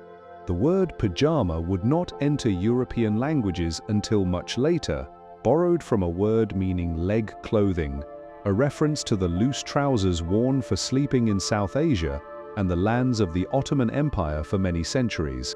The Renaissance also saw the first signs of the modern sleep schedule. As mechanical clocks spread through European cities during the 1300s and 1400s, time became something measured not by the sun, but by machinery. The clock tower, not the horizon, determined when the workday started and ended. This had deep consequences for sleep. In a world governed by natural light, bedtime shifted with the seasons, earlier in winter, later in summer. In a world governed by the clock, the expectation became consistency, the same time to bed and the same time to rise, regardless of the sunrise.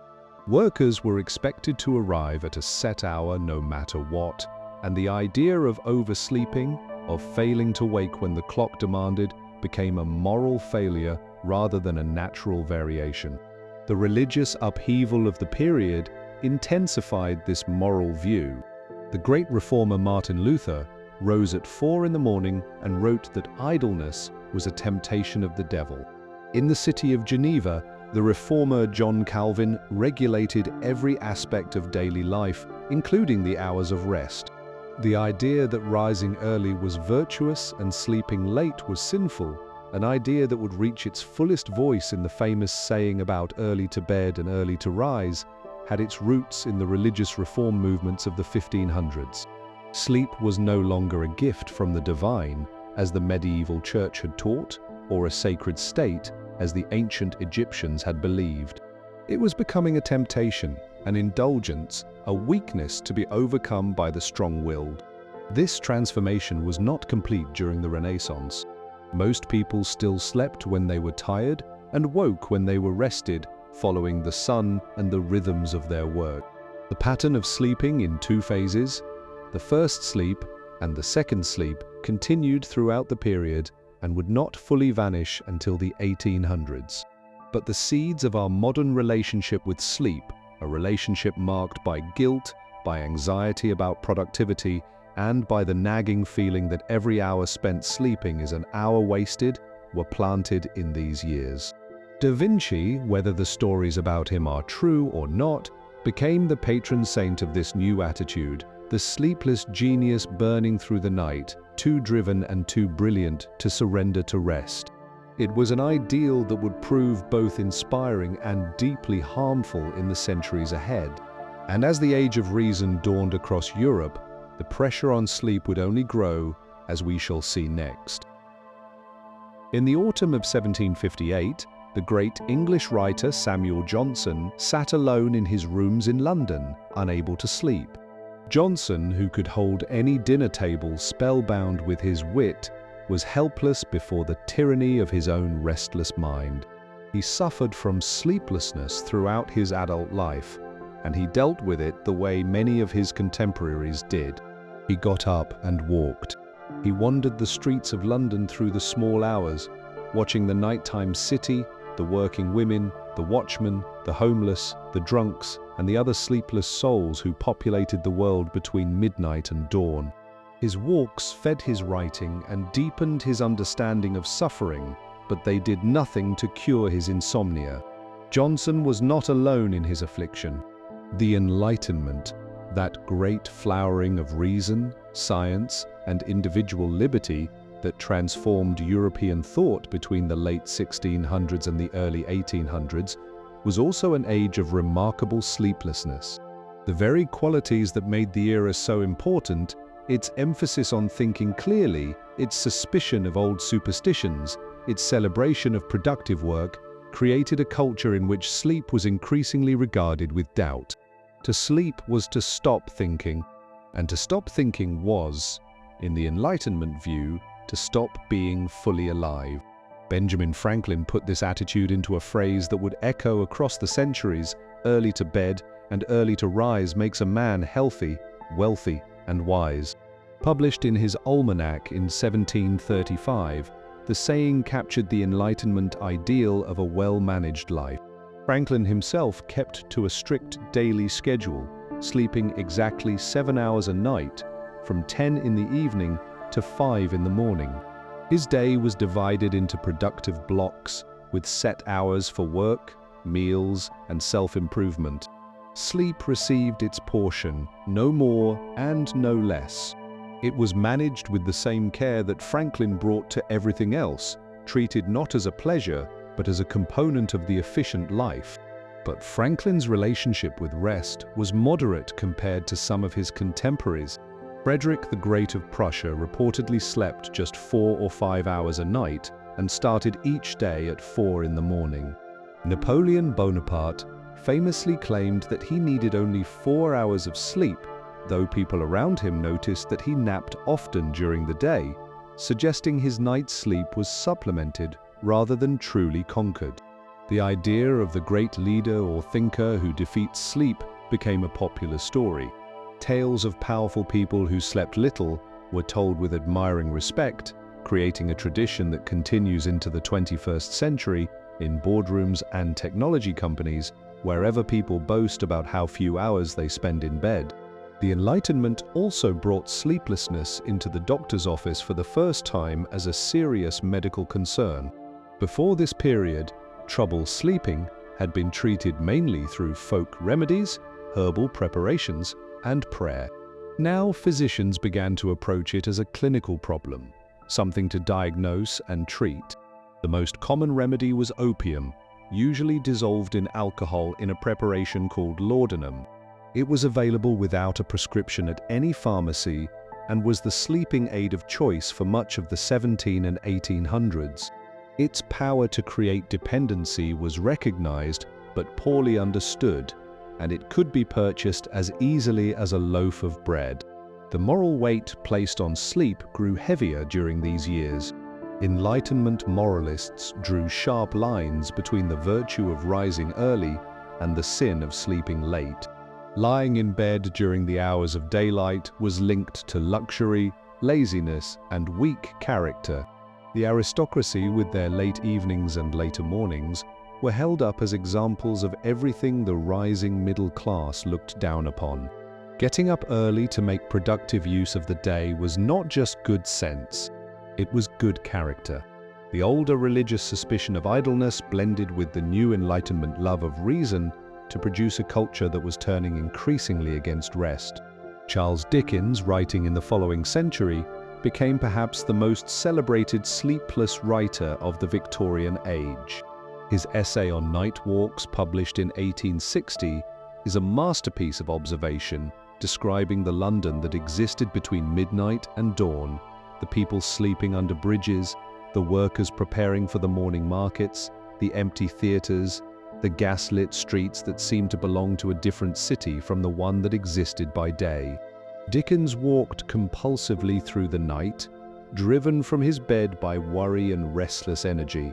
His insomnia was both a torment and a source of his work, and he wrote about it with the unsentimental honesty of a man who had spent a great many hours alone with his own wakefulness.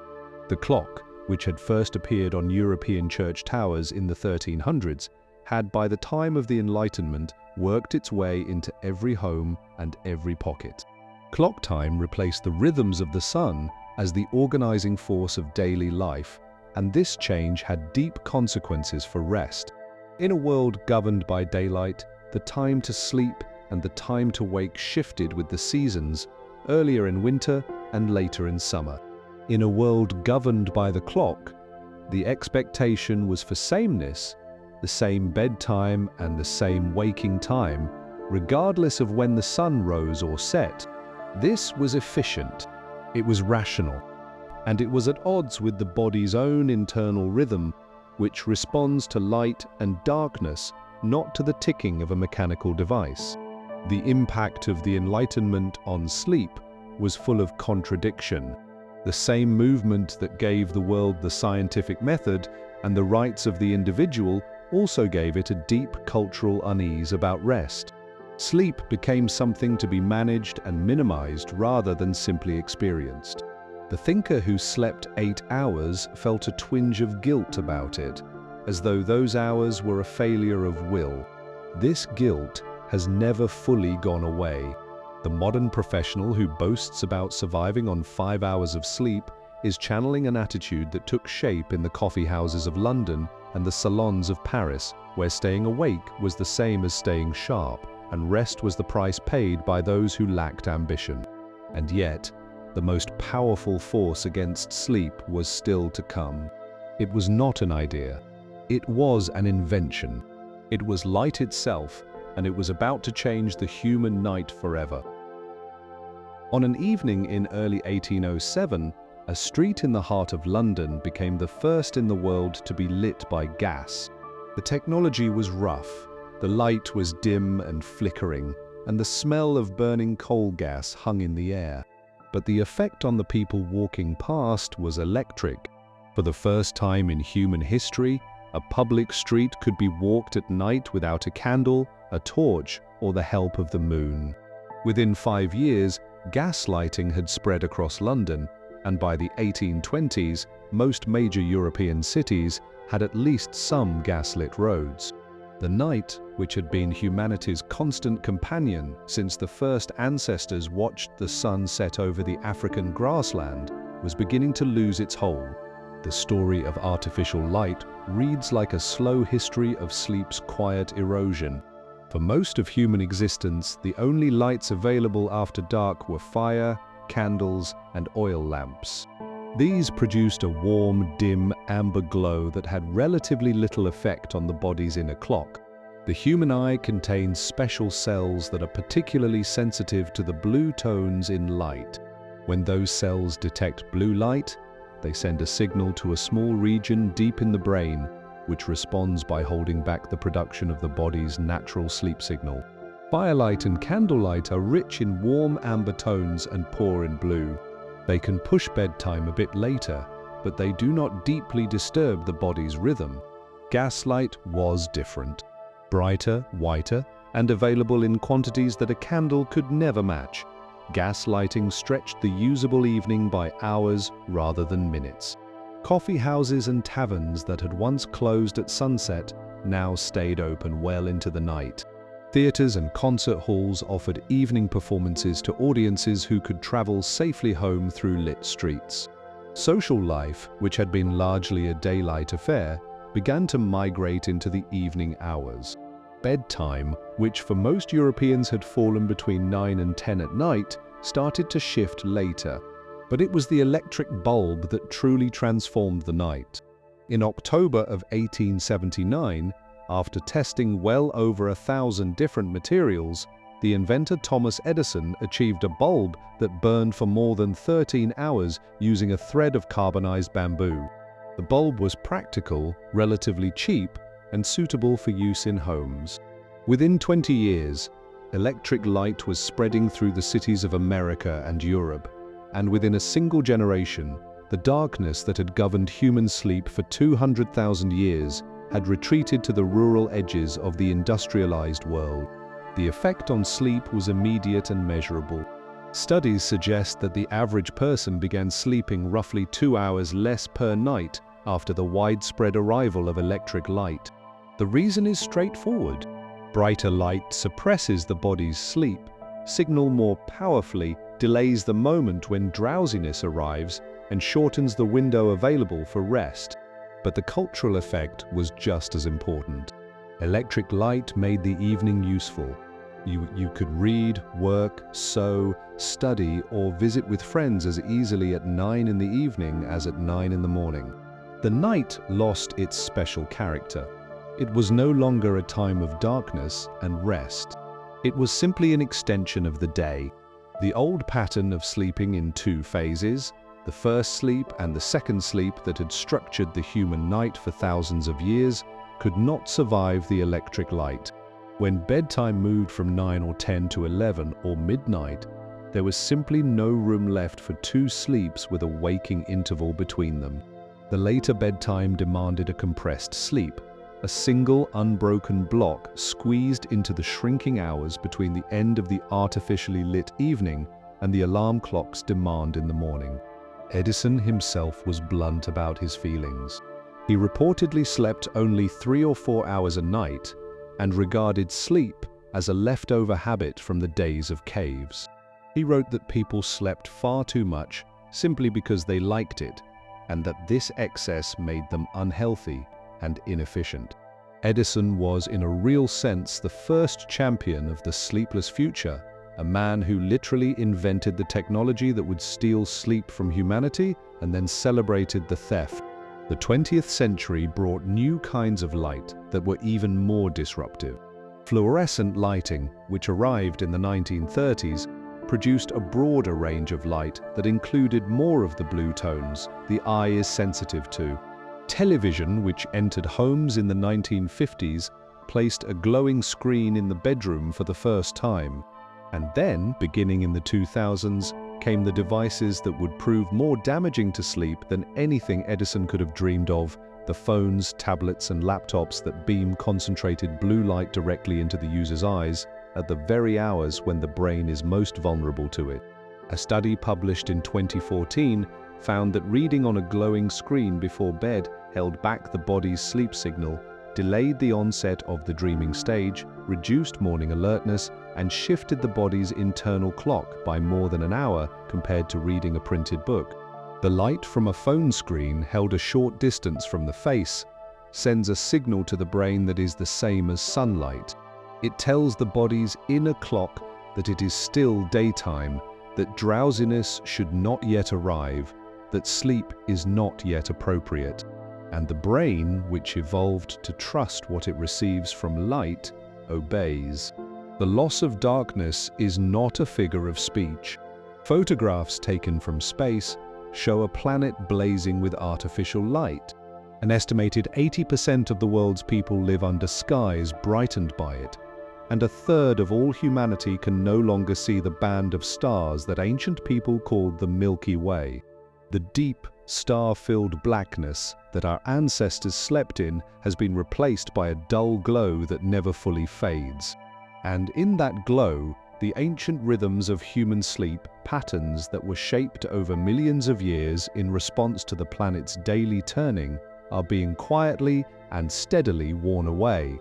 And yet, artificial light was only part of the story. At the same time it was changing the night, another great force was reshaping the way human beings worked, rested, and lived, a force that would steal the night in an entirely different way. In the cotton mills of Lancashire, England, in the early 1800s, children as young as 6 began their shifts at 5 in the morning and worked until 8 in the evening, 15 hours of standing, feeding raw cotton into spinning machines, crawling beneath the machinery to sweep loose fibers, and breathing air thick with dust that would, for many of them, eventually destroy their lungs. When the day shift ended, the night shift began. The machines did not stop. The factory, unlike the farm, had no season and no sunset. It ran by the clock, and the clock did not care whether its workers had slept. The Industrial Revolution, which began in Britain in the mid-1700s and spread across Europe and North America over the following century, did not merely change how people worked. It fundamentally restructured when and how they slept. Before the factory, the rhythm of labor followed the rhythm of the sun. Farmers rose with the dawn, worked through the daylight hours, and rested when darkness made further work impractical. The work was hard, but the schedule bent with the seasons. In winter, when the days were short, people slept more. In summer, when the days were long, they slept less. The body's own rhythm and the demands of work were broadly in step. The factory destroyed this harmony.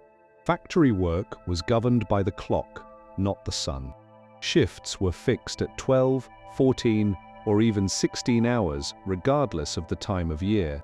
The introduction of gas lighting, and later electric lighting, meant that factories could run around the clock, and once they could, the demand for night shifts followed.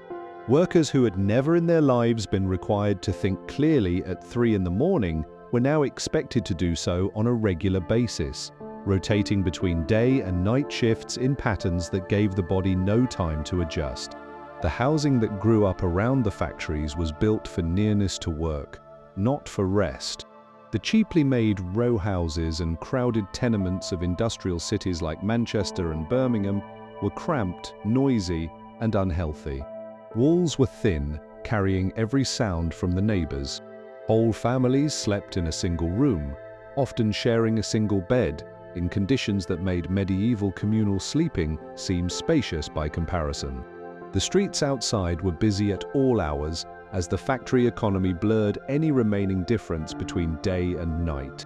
The impact on children was especially devastating. Investigations by the British Parliament documented the conditions in painful detail. Children working the night shift reported falling asleep at their machines, only to be struck awake by overseers. Inspectors recorded cases of children so exhausted they fell into the machinery itself, losing fingers, hands, or their lives. The sleep deprivation of these children was not an unfortunate side effect of the new economy. It was built into a system that treated human bodies as parts of the machine. The collapse of the old two-phase sleep pattern, the first sleep and second sleep that had structured the night for millennia, was largely a product of factory discipline. You could not take a first sleep, wake for an hour of quiet conversation, and then drift into a second sleep if the factory whistle blew at 5 in the morning and you had to be at your station when it did. The solution, arrived at gradually and not entirely on purpose, was to press the night's rest into a single block that started as late as the remaining evening would allow and ended when the clock demanded. The idea of sleeping in one stretch, which modern societies now treat as normal, was born not from the needs of the body, but from the demands of the factory. The struggle against these conditions gave rise to one of the most important social movements in modern history. The 8-hour-day movement, which gathered strength in the mid-1800s, was led by a Welsh reformer whose slogan became a kind of battle cry: 8 hours for labor, 8 hours for recreation, 8 hours for rest. This simple division of the day was a deeply radical idea. It assumed that workers deserved not just wages, but time for their own pursuits and time for sleep. The fight to win this division took decades and involved strikes, new laws, and in some cases, violence. But the principle at its heart, that rest is a right and not a luxury, was a direct answer to the industrial system's casual destruction of the human night. The invention of shift work created an entirely new kind of sleep problem that the world before factories had never needed to think about. Workers who moved between day and night shifts experienced a chronic misalignment between their body's inner clock and the demands of the work schedule. The symptoms, which include sleeplessness, crushing daytime drowsiness, difficulty concentrating, and a higher risk of accidents, affect a large percentage of shift workers today. The condition was not given a medical name until the 20th century, but its effects were felt from the moment the first factory burned gas through the night and expected human bodies to work as dependably as the machines they tended. The legacy of the Industrial Revolution for sleep is full of contradiction. It created the conditions that made modern sleep deprivation possible: the shift work, the artificial light, the clock-governed schedule, the separation of where you work from where you rest. But it also, through the labor movement that rose in response, created the framework for what we might call sleep rights, the 8-hour day, the weekend, the understanding that rest is not laziness, but a human necessity. The tension between these two forces, the drive to extract as much work as possible from the human body and the recognition that the body needs rest, has shaped the politics of sleep ever since. And yet, while the factories were changing how the world worked and slept, another revolution was quietly beginning, this time not in the mills of Manchester, but in the laboratories of Europe, where a shy, unlikely scientist was about to invent the tool that would finally allow humanity to peer inside the sleeping brain. In a small laboratory at a German university in the summer of 1924, a quiet and meticulous psychiatrist named Hans Berger placed 2 thin pieces of silver foil on the scalp of a young man and connected them to a device that could detect tiny electrical currents. The young man had recently had brain surgery, and through a thin spot in his skull, the electrical signals of the living brain could pass more easily. Berger watched as the needle on his instrument began to trace tiny, rhythmic waves across a strip of paper. He had done something that no one in history had ever done before. He had recorded the electrical activity of a living human brain. Berger was an unlikely figure for such a breakthrough. He was shy, insecure about his work, and had been driven to study the brain not by ordinary scientific curiosity, but by a deeply personal experience. As a young soldier, he had been involved in a near-fatal accident, and at the exact moment of his danger, his sister, far away, had experienced an overwhelming feeling that he was in trouble. Berger became convinced that the brain must produce some kind of energy that could travel between minds. He spent the next 2 decades searching for the physical basis of this connection. He never found telepathy. What he found instead was something far more important: the rhythmic electrical patterns of the brain that he called brain waves, small oscillations that would later be named after him. Berger was so uncertain of what he had discovered that he waited 5 years before publishing his first paper in 1929. The scientific community was skeptical at first. It was not until a British scientist confirmed the results in 1934 that Berger's invention was accepted as a real and useful tool. Berger himself, troubled by depression and sidelined under the government of the day, took his own life in 1941, never fully grasping the size of what he had set in motion. His invention would become the foundation of modern brain science and, more specifically, the single most important tool in the study of sleep. But the invention alone was not enough. Sleep science needed a human champion, and his name was Nathaniel Kleitman. Born in a small city in what is now Moldova in 1895, Kleitman made his way to the United States as a young man and eventually settled at the University of Chicago, where he would spend his career studying a subject that no one else had thought was worth a lifetime of work: sleep. He was, by every account, the first person in the world to devote an entire professional life to understanding what happens when we close our eyes, and he would come to be known as the father of sleep research. Kleitman was methodical and patient. He was not interested in the spiritual or philosophical meanings of sleep that had occupied thinkers from Aristotle to the Ayurvedic physicians. He wanted to measure sleep, to count it, to map its structure. His book, published in 1939, was the first thorough scientific treatment of the subject, and it established the ground on which all later sleep research would be built. In 1938, Kleitman carried out one of the most remarkable experiments in the history of the science of biological time. Along with a young student named Bruce Richardson, he went down into a cave in Kentucky, the longest known cave system in the world, and lived there for 32 days. The cave offered something no laboratory could match: a constant temperature, complete darkness, and total separation from the natural cycle of day and night. Freed from all external signals about what time it was, Kleitman and Richardson tried to shift their bodies to a 28-hour day with 9 hours of sleep and 19 hours of wakefulness. The results were revealing. Richardson, who was in his mid-20s, adapted fairly well to the unusual schedule. Kleitman, who was in his 40s, could not. His body stubbornly clung to a rhythm close to 24 hours, no matter what the schedule demanded.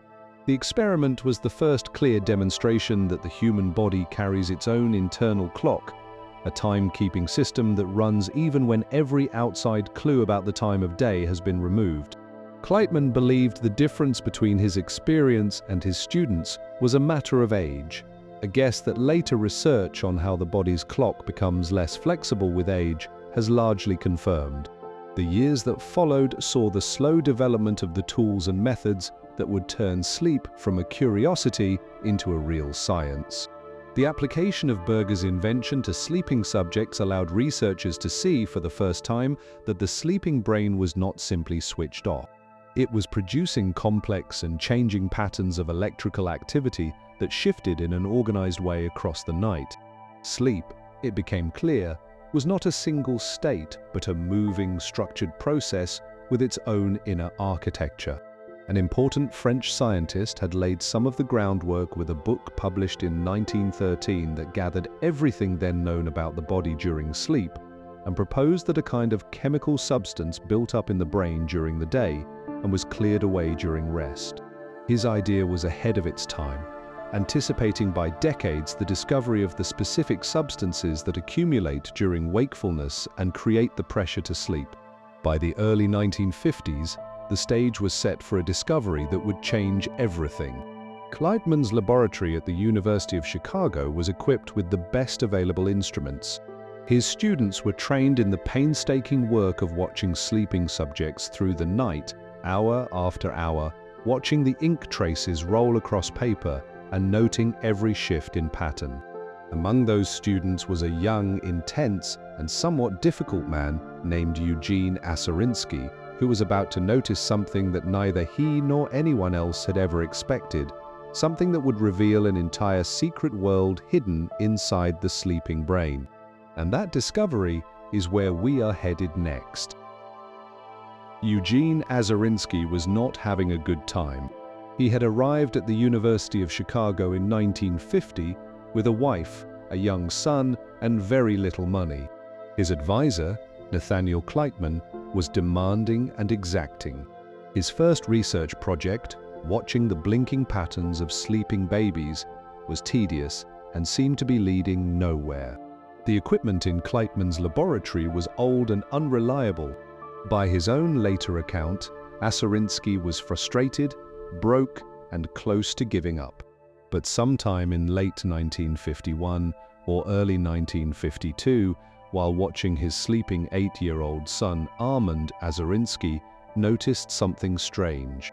At intervals during the night, the boy's eyes began moving rapidly beneath his closed lids, darting back and forth in a way that looked nothing like the slow, drifting eye movements that other researchers had connected with falling asleep.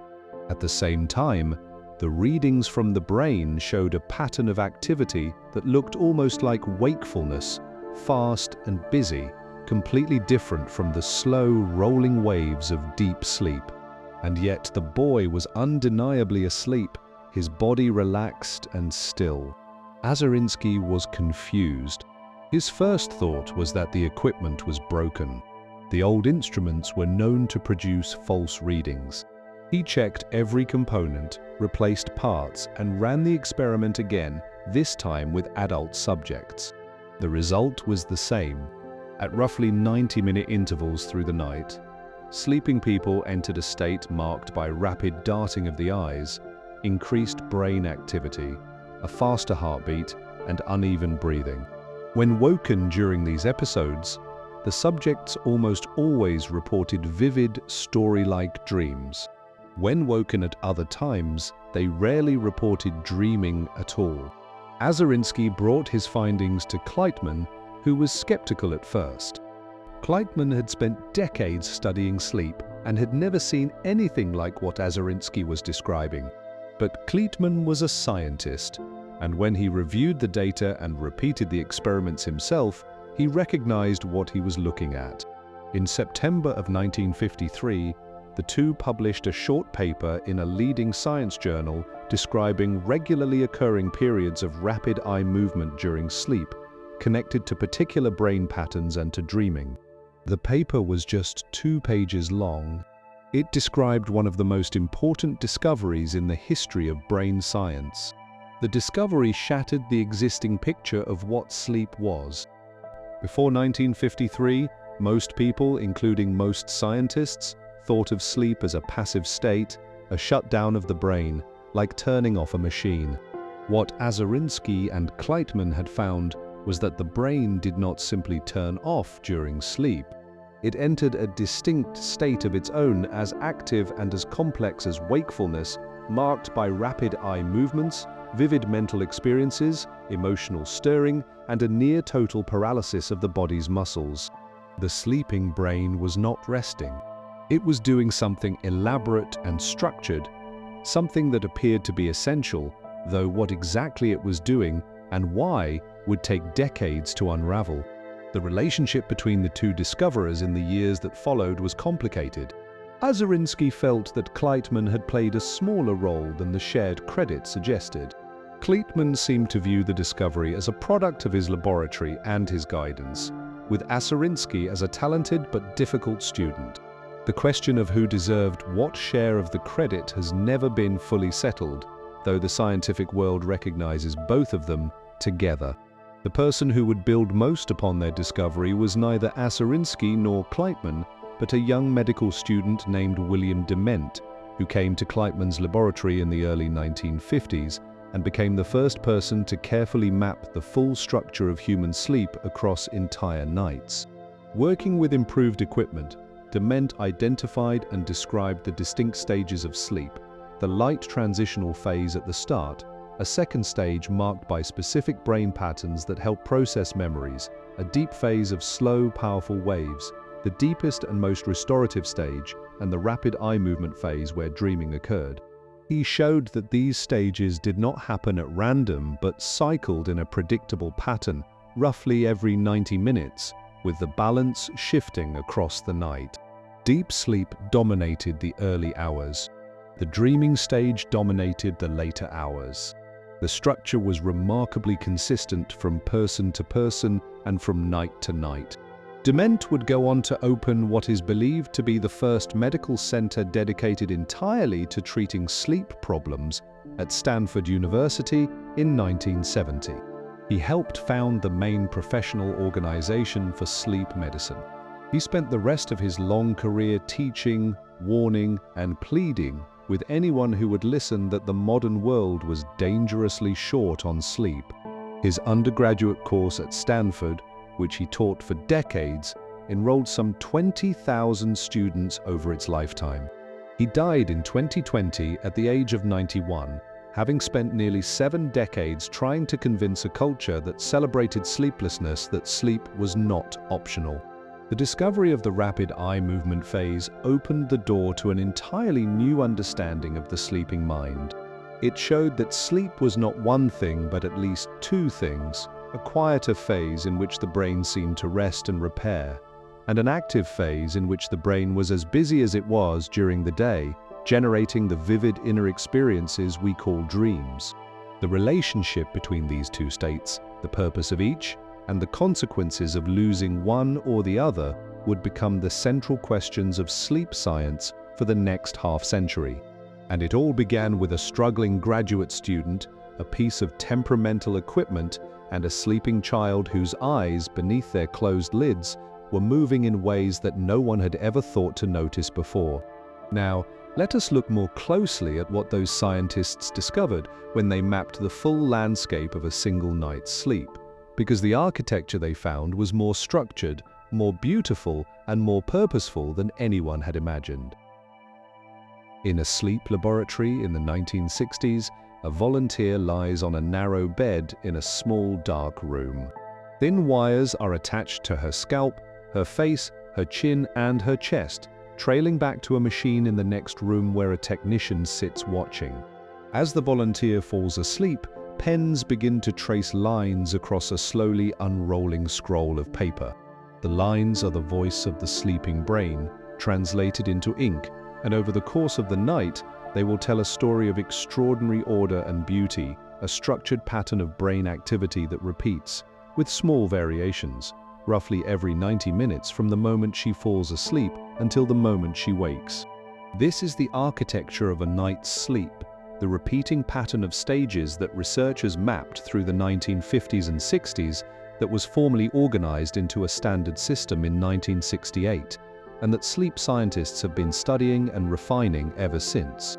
That 1968 system divided the night into 5 stages, 4 stages of the quieter, non-dreaming kind of sleep, numbered 1 through 4, and 1 stage of the active, dreaming kind. This became the standard language of sleep science for nearly 4 decades, until it was updated in 2007, when the 2 deepest stages were combined into a single stage.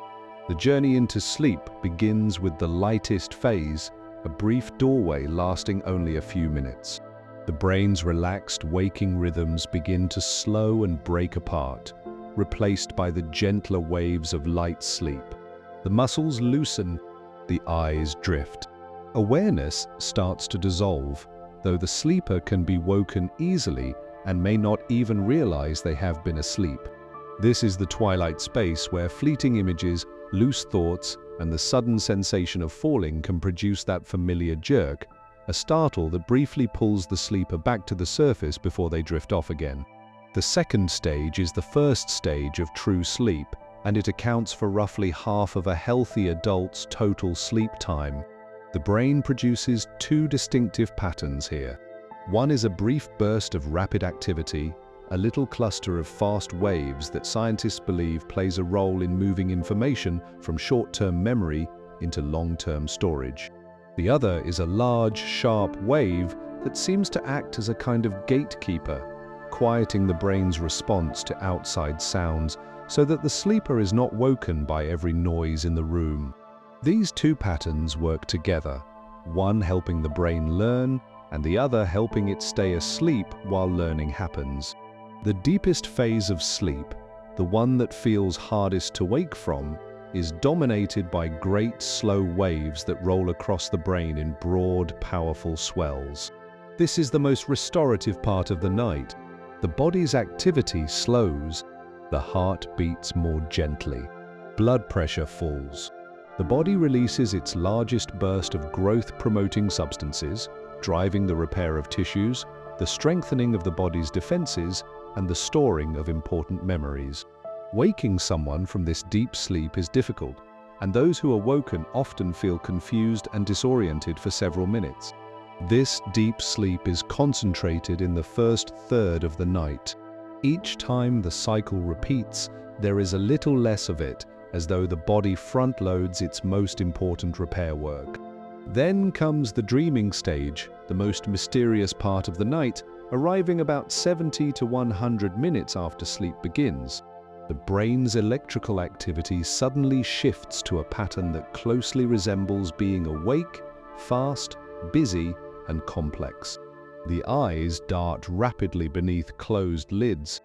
The heartbeat quickens. Breathing becomes uneven, and the body's muscles are almost completely paralyzed, a safety measure that prevents the sleeper from physically acting out the vivid dreams that fill this stage.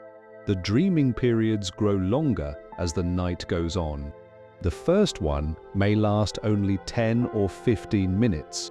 The last, in the hours before morning, can last 45 minutes to an hour.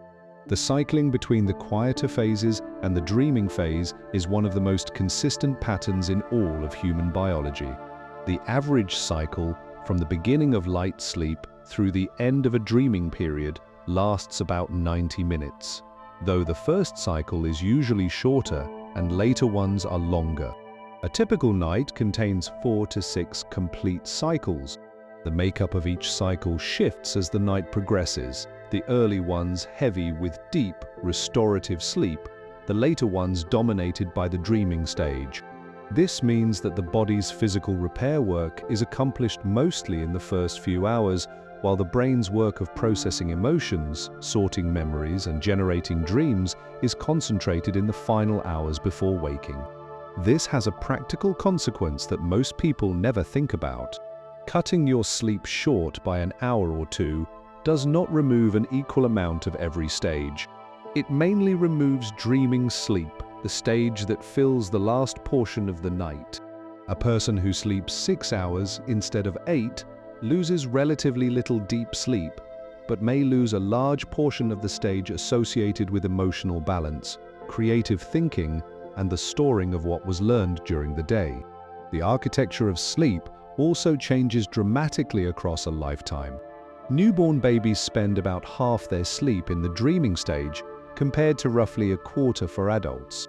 The amount of deep sleep declines steadily from childhood through adulthood and drops sharply in old age, which may explain the lighter, more broken sleep that many older people experience. By the age of 70, many people have lost nearly all of their deep sleep, a change that may contribute to the weakening memory and lowered defenses that often come with aging. What is perhaps most remarkable about all of this is how recently it was discovered. The organized cycling of sleep stages, one of the most basic patterns in human life, was unknown to science until the 1950s and was not formally described until 1968. For all of human history before that date, the interior of sleep was invisible. The tools of modern science opened it up and found a complexity that no one had imagined, a dynamic, shifting, purposeful process as structured and as essential as anything the body does while awake. And within this architecture, In the dreaming stage that fills the later hours of the night lies one of the oldest and most debated questions in all of human thought. The question of why we dream. That is where we turn next. On the evening of November 4th, 1899, a Viennese doctor named Sigmund Freud received the first copies of a book he had been working on for years. It was printed in a small run of just 600 copies, and it would take 8 years to sell them all. The early reviews were few and lukewarm, yet Freud himself considered it his greatest work, the key to a new understanding of the human mind. In the opening pages, he declared that dreams were the royal road to the unconscious, a sentence that would become one of the most quoted in the history of the study of the mind. Freud's idea about dreams was elegant, bold, and, as it would turn out, mostly wrong. He proposed that every dream was a hidden expression of a forbidden wish, usually of a personal or intimate nature. The conscious mind could not tolerate these wishes being spoken plainly, so an inner censor disguised them in the strange, symbolic language of dreams. A tunnel in a dream might stand for one thing. A tower might stand for another. The task of the therapist was to decode the symbols and uncover the hidden desire beneath. It was as though the dream were a coded letter, and Freud was offering himself as the one who could read it. The theory had an enormous cultural impact. It made dreams interesting to educated people who had dismissed them as meaningless noise. It established dream analysis as a central practice in therapy, and it gave the world a vocabulary, words like unconscious, repression, wish fulfillment, that entered everyday language and have never left.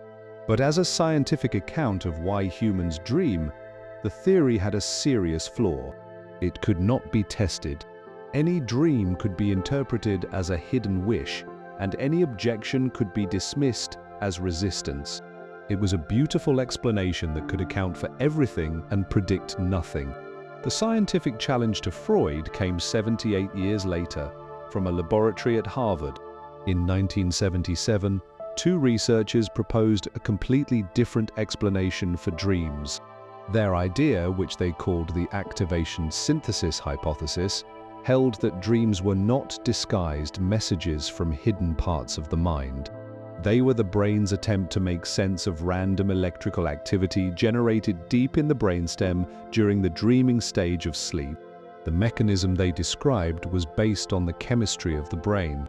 During the dreaming stage, clusters of nerve cells at the base of the brain fire in bursts, sending signals upward to the outer layer of the brain, the part responsible for thinking, perceiving, and telling stories. This outer layer, faced with a chaotic stream of signals that have nothing to do with the real world, does what it always does. It tries to build a story. It takes the random images, feelings, and sensory impressions and stitches them together into a narrative, however strange or incomplete. The dream is not a message. It is the brain's best effort to find meaning in meaningless noise. One of the researchers was blunt about what this meant for Freud. He argued that most dreams are not hidden or disguised, but open and unedited. There was no secret censor, no buried wish, no code to crack. The strangeness of dreams, he said, came not from a psychological defense, but from a physical one. During the dreaming stage, the part of the brain responsible for logical thinking, reality checking, and self-awareness goes quiet. Without its moderating influence, the dreaming brain accepts absurdity without question, flying through the air, talking to people who have died, breathing underwater, none of it seeming strange until the dream awakes. This competing idea was itself debated and has been revised considerably since it was first published. Critics pointed out that dreams are not as random as the theory suggested. They tend to reflect the dreamer's waking concerns, relationships, and feelings, which would be unexpected if they were simply the brain's response to random noise. The current thinking among scientists, if there is a single view, is that dreams are neither the coded messages of Freud's theory, nor the random sparks of the original competing model, but something in between, a product of the brain's ongoing work of processing feelings, storing memories, and rehearsing for danger. The memory idea, which has gained considerable support in recent years, holds that dreams reflect the brain's nightly work of sorting and storing the day's experiences. During sleep, the part of the brain responsible for forming new memories replays the day's events and moves important information into long-term storage. Studies have shown that the same brain cells that fire when a rat runs through a maze during the day fire again in the same order during sleep, as though the brain is rehearsing the route. People who learn a new skill or study new material show better recall after a night's sleep, especially after sleep that includes plenty of the dreaming stage. A Finnish scientist proposed yet another idea, that dreams evolved as a kind of virtual training ground for dealing with threats. By simulating dangerous situations in a safe environment, the dreaming brain could practice survival responses without the risks of real-world encounters. This would explain why so many dreams involve anxiety, pursuit, and danger, themes that appear across all cultures and all ages. What is certain is that every person who has ever lived has dreamed, and every human culture has tried to understand what those dreams mean. The Mesopotamians catalogued dream symbols on clay tablets. The Egyptians slept in temples hoping for divine visions. The Greeks debated whether dreams were prophecy or body chemistry. Freud built an entire approach to healing on the belief that dreams revealed hidden truths. His critics argued they revealed nothing more than the firing patterns of nerve cells. And the truth, as is so often the case, is likely more interesting and more complicated than any single explanation has yet captured. The dreaming mind remains one of the great unsolved puzzles of science, a nightly event that everyone experiences and no one fully understands. But there is another mystery that lies even deeper, the question of the invisible clock that tells us when to sleep and when to wake. That is the story we turn to now. In the year 1729, a French astronomer conducted an experiment so simple that it seems remarkable no one had thought to do it before. He took a plant whose leaves opened during the day and folded closed at night, and he placed it in a completely dark closet. Then he waited. If the plant's rhythm was caused by sunlight, the leaves should have stayed still in the permanent darkness. Instead, the leaves continued to open and close on a roughly 24-hour cycle, rising in the morning and folding in the evening, even though the plant had no way of knowing whether it was day or night. Something inside the plant was keeping time all on its own. That simple observation, reported to the French Royal Academy of Sciences, was the founding moment of an entire branch of science dedicated to understanding the biological clocks that tick inside every living thing. It showed, for the first time, that organisms carry internal timekeeping systems that run even without any signal from the outside world. The plant was not just reacting to the sun, it was generating its own rhythm, measuring the passage of hours through some inner mechanism that did not need daylight to function. Nearly 300 years later, the intellectual descendants of this observation would receive the highest prize in science for discovering the tiny molecular machinery that makes this inner clock work. The story of the body's daily clock, from that plant in a dark closet to a ceremony in Stockholm, is one of the great detective stories in the history of biology.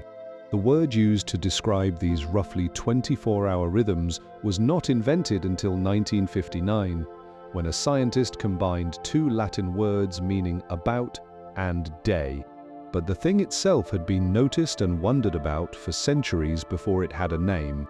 After the French astronomer's experiment, progress was slow. It was not until the 20th century that researchers began to seriously search for where in the body this clock was located and how it worked. In mammals, the key breakthrough came in 1972, when two separate research teams published studies showing that a tiny cluster of cells at the base of the brain was essential for maintaining daily rhythms. When this cluster was destroyed in laboratory animals, They lost their regular patterns of activity, hormone release, and sleep. This little group of about 20,000 nerve cells, sitting just above the point where the nerves from the two eyes cross, turned out to be the body's master timekeeper. The cluster had actually been described as an identifiable part of the brain as far back as the 1880s, but no one had guessed what it did.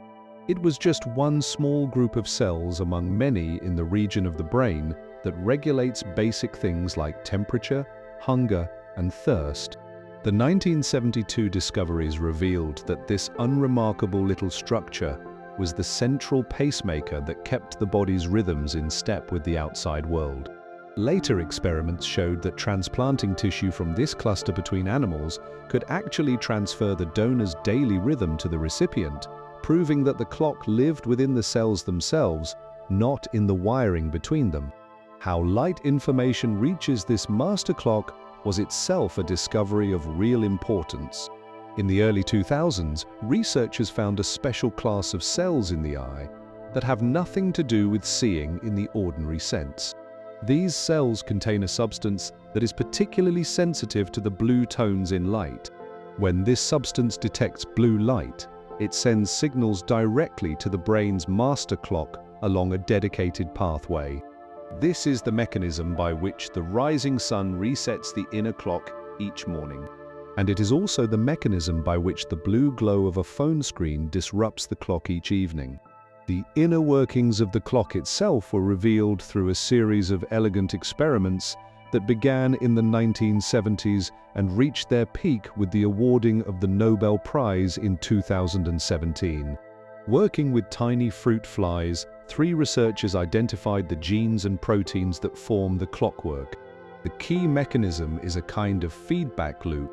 A gene produces a protein. That protein builds up inside the cell during the night. When enough of it has accumulated, it enters the heart of the cell and turns off the gene that created it. As the protein is slowly broken down during the day, the gene is released and begins producing the protein again.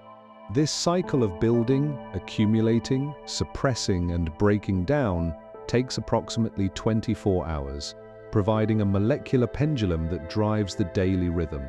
A few years later, another researcher found a second clock gene that produces a partner protein. This partner binds to the first, and only together can they enter the cell's command center to switch off the gene. Without the partner, the first protein cannot function. The two are locked in a molecular dance that has been performing the same steps in every cell of every animal on Earth for hundreds of millions of years. The body's daily clock does not merely tell you when to feel sleepy. It coordinates a vast symphony of bodily processes, from the release of hormones and the regulation of temperature to the strength of the immune system, the speed of the metabolism, and the activity of thousands of genes. In a healthy person living on a regular schedule, all of these processes rise and fall in an orderly sequence across the 24-hour day. Body temperature reaches its lowest point around 4 in the morning and its highest in the late afternoon.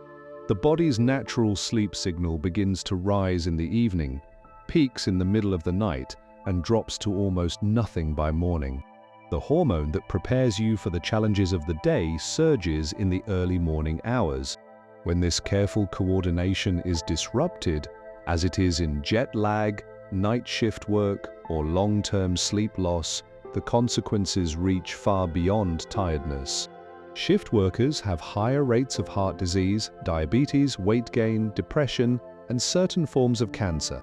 People who cross many time zones frequently experience clouded thinking, digestive trouble, and weakened defenses against illness.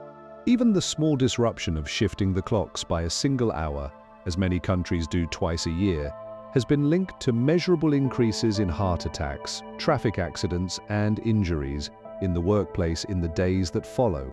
The body's daily clock, it turns out, is not a minor convenience.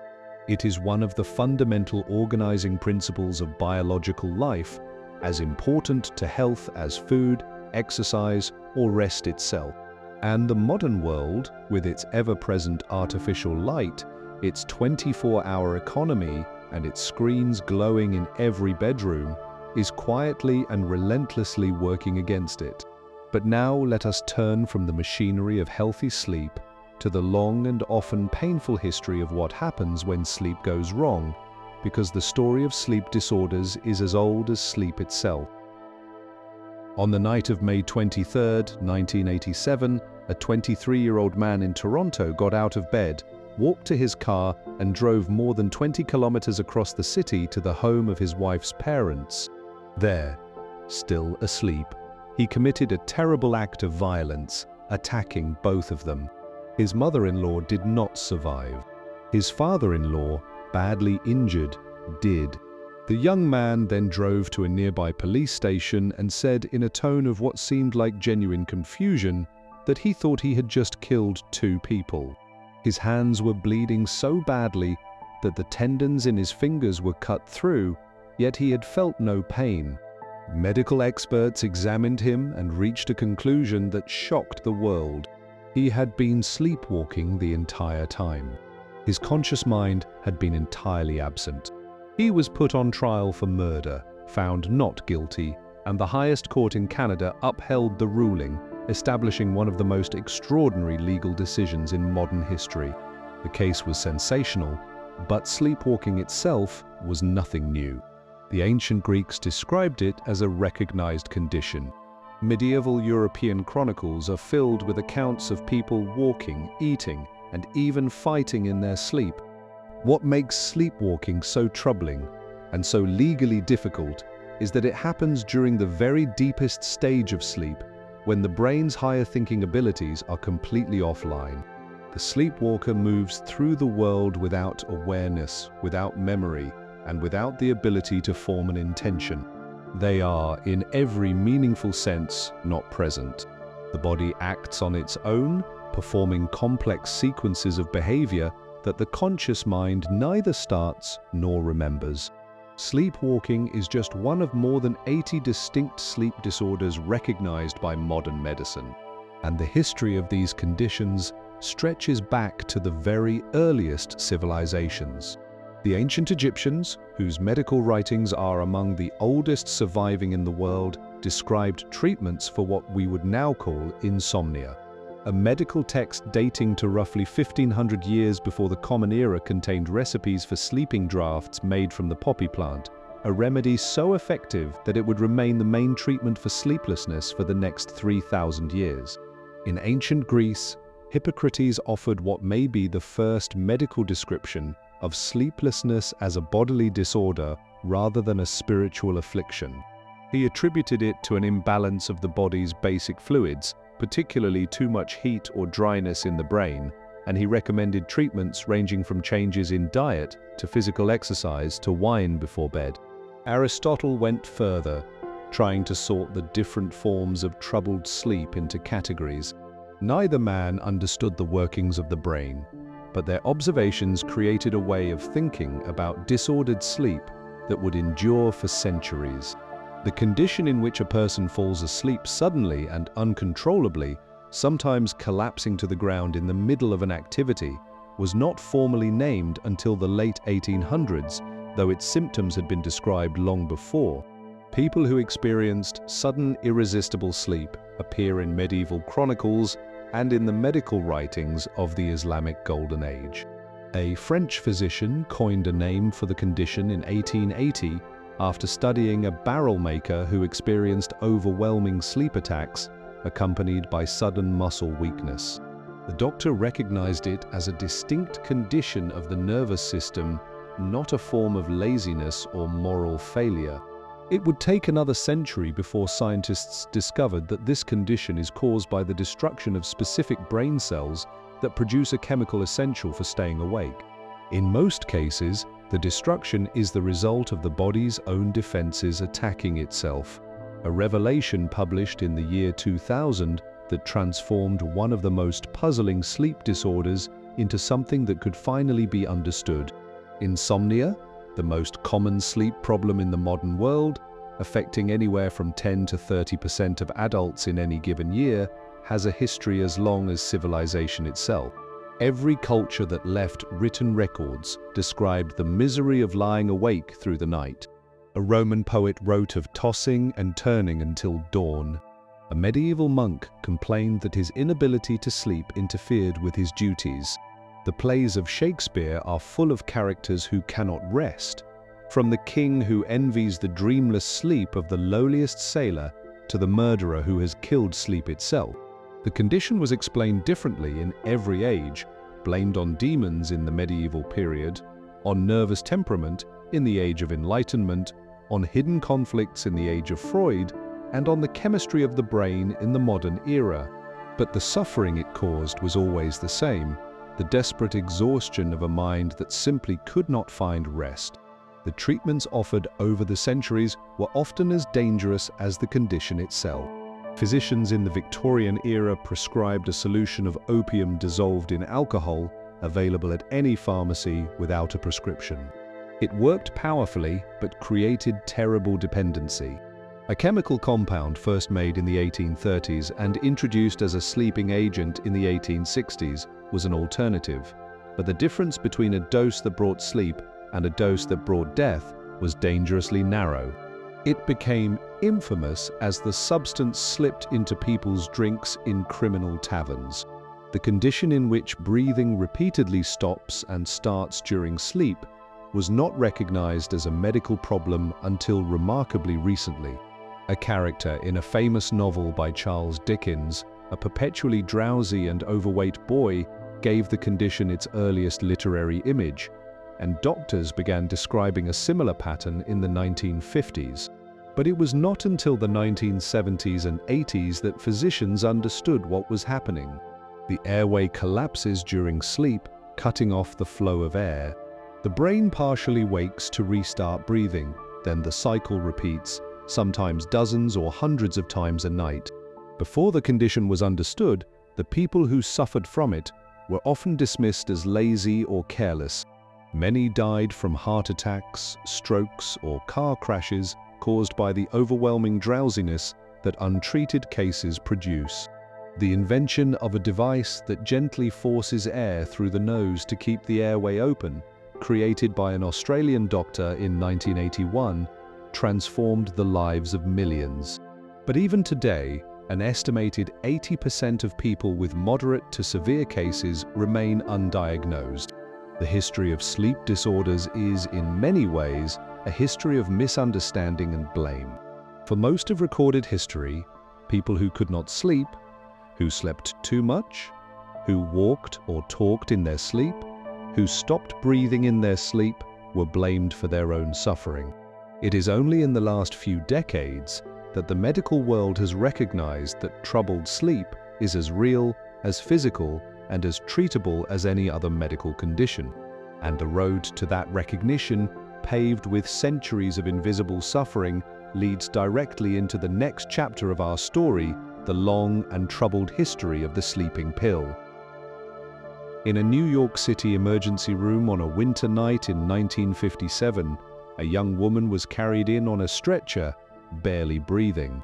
She had taken a handful of sleeping pills, enough to send her into a state from which she might never awaken. The doctors worked to save her, and she was one of thousands. Over a 6-year period in the late 1950s and early 1960s, New York hospitals recorded over 8,000 overdoses from these pills, and more than 1,000 of those cases ended in death. Across the United States, by the middle of the 1960s, an estimated 250,000 people were dependent on these medications, and the drugs were connected to the deaths of some of the most famous people in the world. The sleeping pill, invented to bring humanity rest, had become one of the most dangerous products of the 20th century. The search for a substance that could put people to sleep is far older than most realize. For thousands of years, the main sleep aid available was the milky sap of the poppy flower, a plant that had been cultivated in the ancient Middle East since at least 3,400 years before the Common Era. The Sumerians called it the joy plant, and the Egyptians included it in medical recipes written on papyrus. It worked powerfully, but it also created a hunger in the body that was hard to break. For millennia, there was nothing else. The first modern sleeping drug was created in a laboratory in 1832, but was not used to bring sleep until nearly 4 decades later, when a German scientist recognized its ability to make people drowsy. For the first time, a chemically pure, standardized substance could reliably bring on sleep. But reports of fatal overdoses appeared within 20 years. The gap between the amount needed to bring sleep and the amount that could bring death was terrifyingly small. The drug also gained a dark reputation in the criminal underworld, used to secretly knock out victims in taverns so they could be robbed. The next era began in 1903, when 2 German scientists introduced a new class of drugs that quickly became the dominant sleeping pills across the Western world. These drugs were prescribed by the millions for everything from sleeplessness to anxiety. They brought deep, heavy sleep, but they carried a terrible cost. They were deeply habit-forming, and the margin between a dose that brought rest and a dose that stopped the breathing was frighteningly narrow. The emergency rooms of the mid-20th century were filled with people who had taken too many, whether by accident or by choice. The next generation of pills arrived in the 1960s, promising to solve all the problems of their predecessors.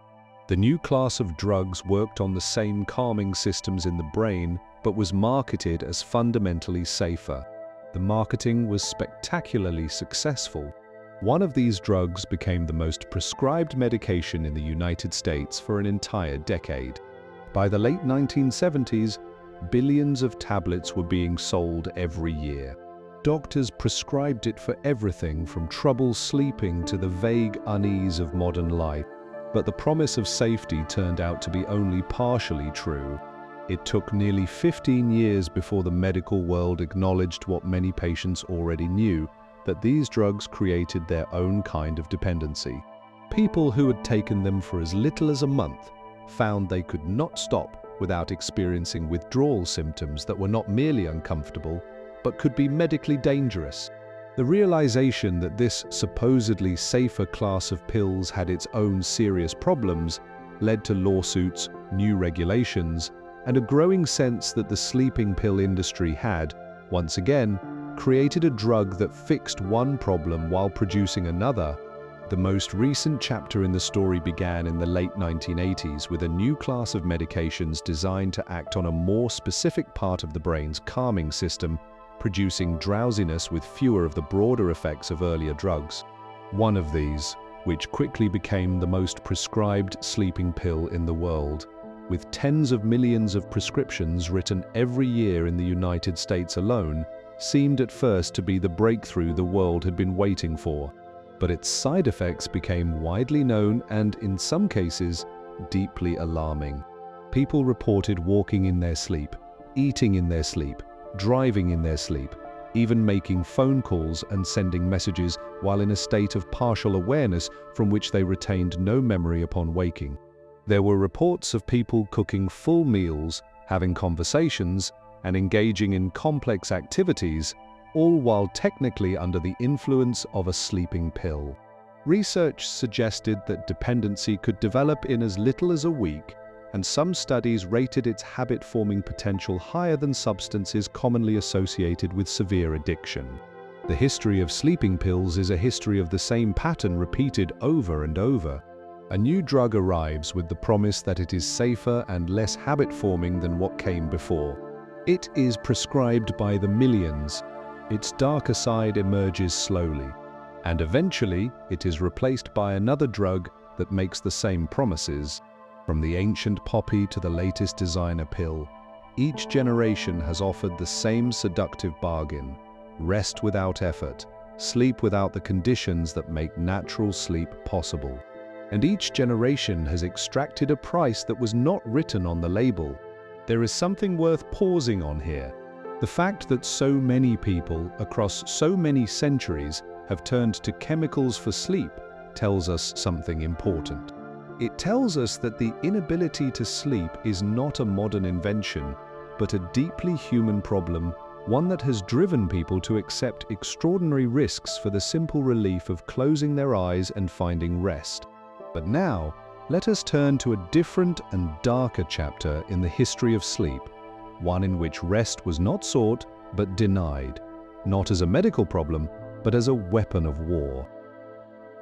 In December of 1944, as the German army launched its final major offensive through the frozen forests of the Ardennes in what would become known as the Battle of the Bulge, American soldiers found themselves fighting in conditions of extreme cold, constant shelling, and almost complete sleep deprivation.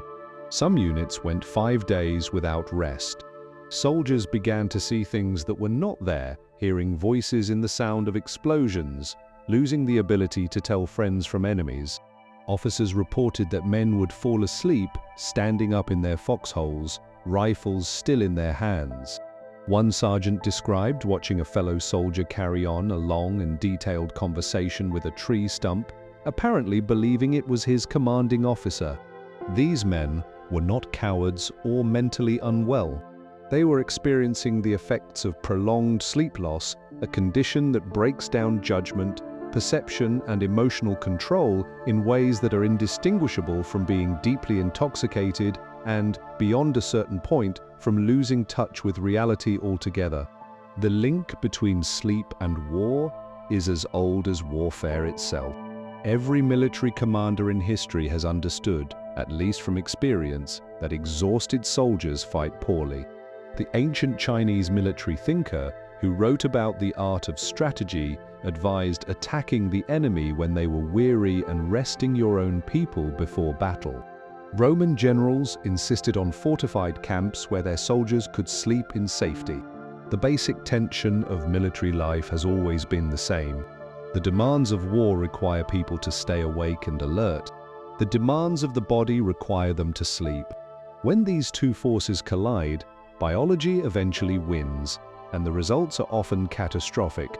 The modern military's organized relationship with sleep began during the Second World War, when the scale and speed of mechanized combat created demands on human endurance that had never existed before. Pilots flying long bombing missions needed to stay sharp for 12 to 16 hours at a stretch. Crews on submarines lived in enclosed spaces where day and night had no meaning. Tank commanders in the deserts of North Africa fought engagements that lasted for days on end. In response, every major nation at war turned to pills. The United States, Britain, Germany, and Japan all gave their troops stimulant drugs that could keep a soldier awake and functioning for a day or two at a cost that would only become clear later. The German military was particularly aggressive in this approach. A powerful stimulant tablet was distributed to frontline soldiers by the millions during the rapid armored campaigns of 1939 and 1940. The drug made the swift advances across Poland and France possible, allowing tank crews to operate for days without sleep. But the aftermath was severe. Soldiers who had been awake for 3 or 4 days experienced hallucinations, irrational fear, trembling, and heart problems when the drug wore off. By 1941, the Military Medical Command recognized the dangers and tried to limit distribution, though the drug remained in use throughout the war. The Allied forces were no more restrained. British bomber crews received stimulant pills to fight the exhaustion of long nighttime missions over enemy territory. American fighter pilots in the Pacific were given the same drug, along with sleeping pills to bring them back down when they returned to base. This two-drug cycle, pills to keep you awake and pills to put you to sleep, established a pattern that would continue in military flying for decades. As recently as the early 2000s, American Air Force pilots were routinely offered stimulant pills before combat missions and sedatives to sleep afterward. In 2002, 2 pilots who killed 4 Allied soldiers in a tragic accident attributed their impaired judgment to the effects of the stimulant pills, sparking a debate that led to restrictions on the practice. Sleep deprivation has also been used as a weapon, not only against enemy soldiers on the battlefield, but against prisoners behind closed doors. The use of prolonged sleeplessness as a tool of interrogation has a long and painful history. Soviet intelligence agencies used it systematically against political prisoners in the era of Stalin, calling it the conveyor. Prisoners were kept awake for days or weeks through continuous questioning by teams that rotated in shifts until the prisoner confessed to whatever the state demanded. The technique worked devastatingly well because it exploited a basic vulnerability of the nervous system. After 2 or 3 days without sleep, the part of the brain responsible for clear thinking, resistance, and holding a story together begins to shut down. The prisoner does not choose to confess. The brain simply loses the ability to maintain a position. The use of sleeplessness as a questioning technique in more recent conflicts brought the practice under intense global attention. Reports documented that people held in military detention were kept awake for periods of up to 7.5 days through forced standing, harsh positions, loud music, and extreme temperatures. Medical organizations around the world argued that prolonged denial of sleep amounts to a form of severe mistreatment, producing hallucinations, breakdown of the mind, and lasting psychological harm. The debate about how this practice should be classified under international law continues, but the science is clear. Denying a person sleep for more than a few days is one of the most effective ways to destroy their capacity for rational thought, and the damage can linger long after rest is finally allowed. The modern military has also invested heavily in the dream of reducing the need for sleep altogether. Research programs have explored the use of electrical stimulation of the brain, advanced wakefulness drugs, and even the possibility of altering genes to allow soldiers to function on 2 or 3 hours of rest per night. A newer class of wakefulness drug, originally developed for a sleep disorder, has been adopted by several militaries as a less harmful alternative to the older stimulants. But no drug, no technology, and no amount of discipline has ever succeeded in eliminating the fundamental need for sleep. The brain demands its rest, and when denied, it collects its debt with interest. And now, let us leave the battlefield and turn to something gentler, the surprisingly rich history of what we actually sleep on, the story of the mattress, and the vast industry that grew up around the selling of sleep itself. In 1926, the president of one of the largest mattress companies in the United States sat in a hotel room in London and could not sleep. The mattress was lumpy, the springs pushed through the fabric, and the whole experience reminded him that for most of human history, sleeping had been an exercise in endurance rather than comfort. The experience inspired him to invest in something new, a mattress with individually wrapped coils that moved on their own, shaping themselves to the body rather than forcing the body to flatten against the mattress. The new product was advertised with a level of polish that the mattress industry had never seen, placed in fashionable magazines and positioned not as simple furniture, but as a health product, a tool for better rest. The age of the mattress as a marketed consumer product had begun. For the vast majority of human history, what people slept on was determined by what they could find nearby. The oldest known sleeping surface, layers of grass and ash in a South African cave, dates to roughly 200,000 years ago. In ancient Egypt, the wealthy slept on raised wooden platforms with woven coverings and folded linen, while the poor slept on palm fronds on the floor.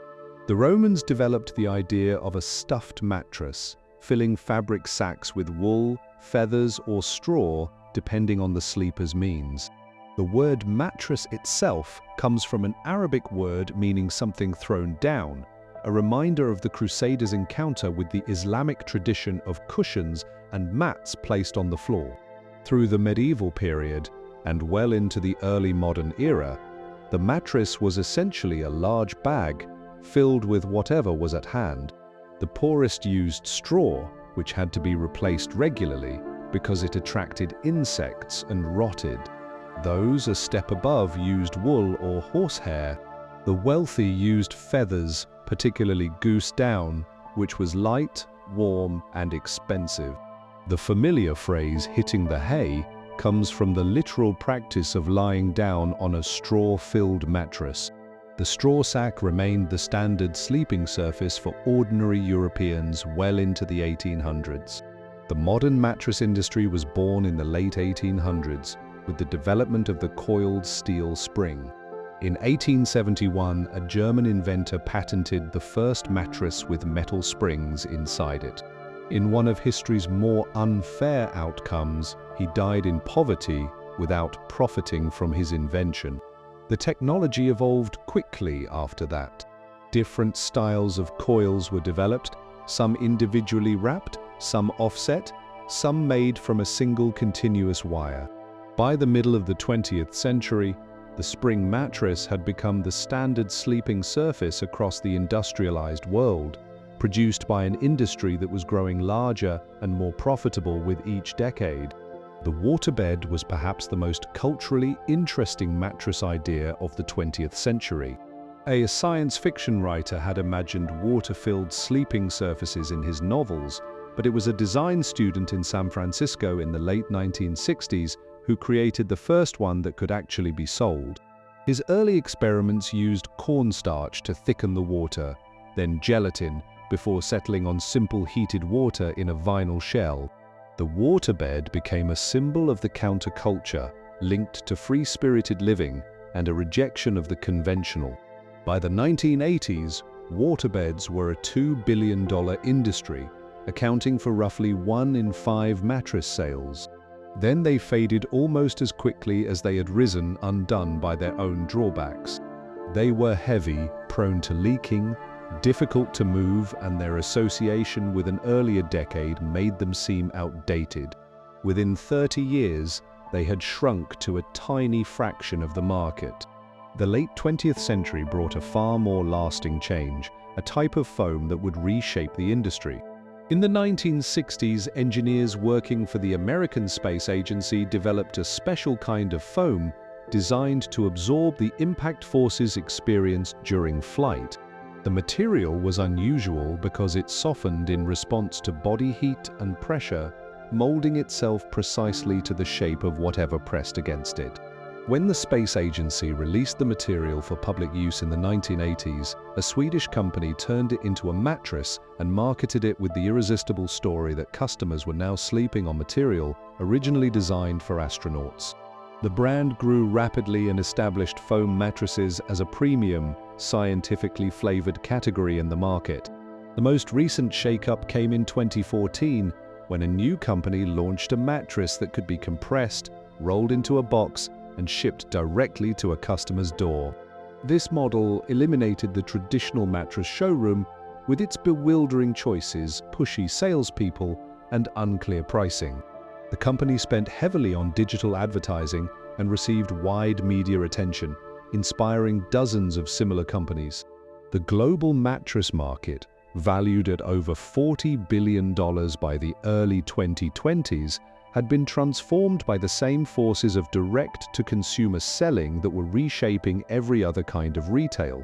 What the history of the mattress reveals, more than anything, is the extraordinary transformation of sleep from a basic bodily need that required almost no equipment into a consumer experience that requires significant spending. For hundreds of thousands of years, humans slept on the ground, on leaves, on grass, on whatever was available, and they managed perfectly well. The modern mattress industry has persuaded billions of people that good sleep requires a specially engineered product, scientifically designed, and regularly replaced, and that the quality of your rest is directly connected to the amount of money you spend on the surface beneath you. Whether this is true, partly true, or mostly a triumph of marketing over biology remains an open question.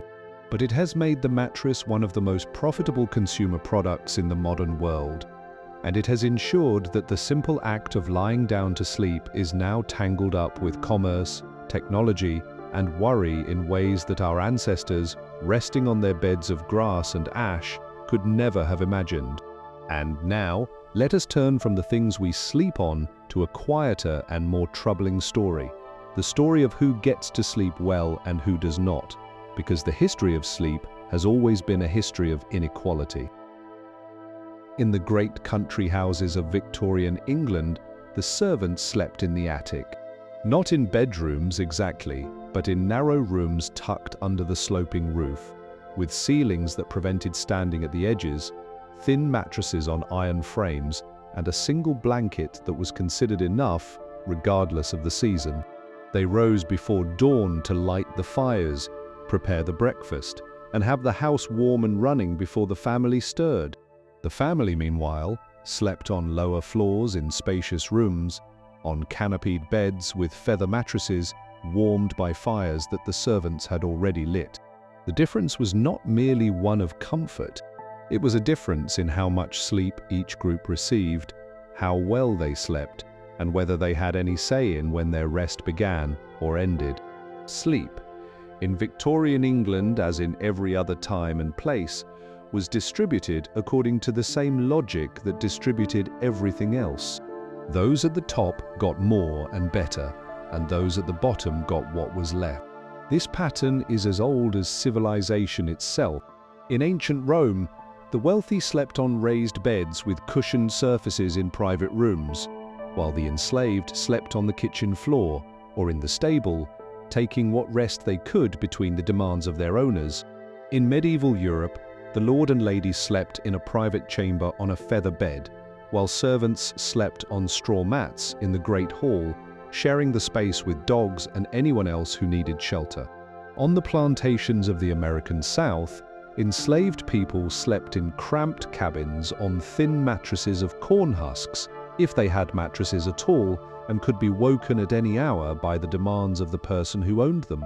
The great abolitionist Frederick Douglass described these conditions with unflinching clarity: not enough bedding, not enough time to rest, and the constant anxiety of a system that treated human beings as machines to be worked until they broke. The Industrial Revolution made the class dimension of sleep even sharper. Factory workers in the crowded cities of England labored for 12 to 16 hours, then returned to cramped tenements where 6 or 8 people might share a single room. In some industrial cities, a system developed in which workers shared the same bed in shifts. As one left for the factory, another who had just finished their hours climbed into the still warm bed. Sleep was not a right, but a resource to be divided and rationed according to the rhythm of the machines. The 20th century brought laws and protections that improved working-class rest in many countries, but the underlying inequality persisted. The campaign for the 8-hour workday was always, at its heart, about sleep. 8 hours for work, 8 hours for what we choose, 8 hours for rest, as the famous slogan put it.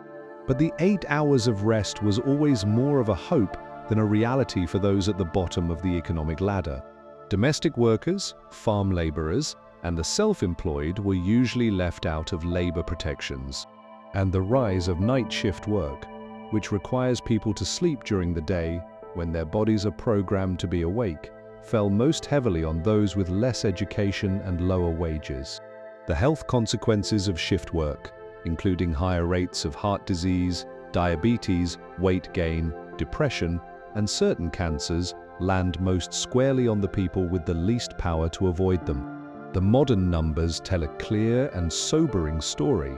In the United States, more than a third of adults living below the poverty line report sleeping fewer than 6 hours per night, compared to about a quarter of those with higher incomes. Studies have found that Black Americans are several times more likely than white Americans to sleep fewer than the recommended hours. Hispanic and Asian Americans face similar disparities. These differences are not explained by personal choices or habits. They are driven by the conditions of daily life: noise, crowding, unsafe neighborhoods, unpredictable work schedules, financial worry, and the chronic stress that comes from living under systems of inequality. People with lower incomes are more likely to live near highways, factories, and airports. They are more likely to hold multiple jobs or work irregular hours. They are more likely to share sleeping spaces. And they are more likely to carry the kind of grinding, persistent worry that makes falling and staying asleep genuinely difficult. The consequences of this inequality ripple outward.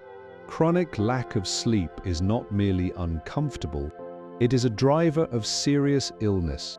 Shortened sleep, night after night, is linked to higher risk of high blood pressure, heart disease, stroke, diabetes, obesity, depression, and earlier death. When these health outcomes fall unevenly along lines of race and wealth, sleep inequality becomes a mechanism through which broader social inequalities are passed on and made worse. The person who sleeps poorly because of poverty is more likely to develop the health problems that keep them poor. The child who sleeps poorly because of noise and crowding is more likely to struggle in school, limiting their future opportunities. Sleep inequality is not a footnote to the larger story of injustice. It is one of the central gears through which injustice turns. In the growing field of what some researchers call sleep justice, there is an argument gaining strength that sleep should be understood as a basic social need, as fundamental as food, shelter, and access to medical care. The right to adequate sleep, these advocates argue, is not a luxury but a human necessity, and the systematic denial of that right to the poor, to racial minorities, and to shift workers is a form of harm that deserves the same attention as any other crisis of public health. It is a thought-provoking idea in a culture that has long treated sleep as a personal responsibility, a matter of discipline and good habits. But the evidence suggests that the quality and length of a person's sleep is shaped less by their habits than by their address, their income, their race, and their place in the social order. Sleep, the most universal of all human activities, has never been equally shared. And the failure to see this clearly is itself a kind of injustice. Now, let us follow the story forward to the decades in which these inequalities deepened as the modern world declared a quiet but devastating war on sleep, a war whose consequences we are still counting today. In 1942, a survey asked Americans a simple question: how many hours of sleep did you get last night? The average answer was 7 hours and 54 minutes. When the same question was asked again in 2013, the average had fallen to 6 hours and 48 minutes. Something had stolen more than an hour from the American night, and the theft had been so slow, so unremarkable in any single year, that almost no one had noticed it happening.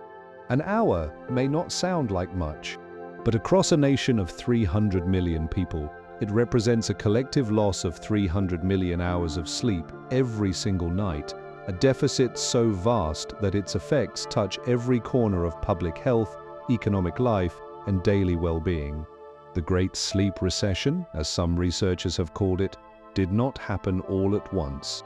It happened in stages, each one driven by a different change in technology or culture, each one pushing bedtime a little later and the morning alarm a little earlier, each one nibbling away at the edges of the night until the total loss became a crisis.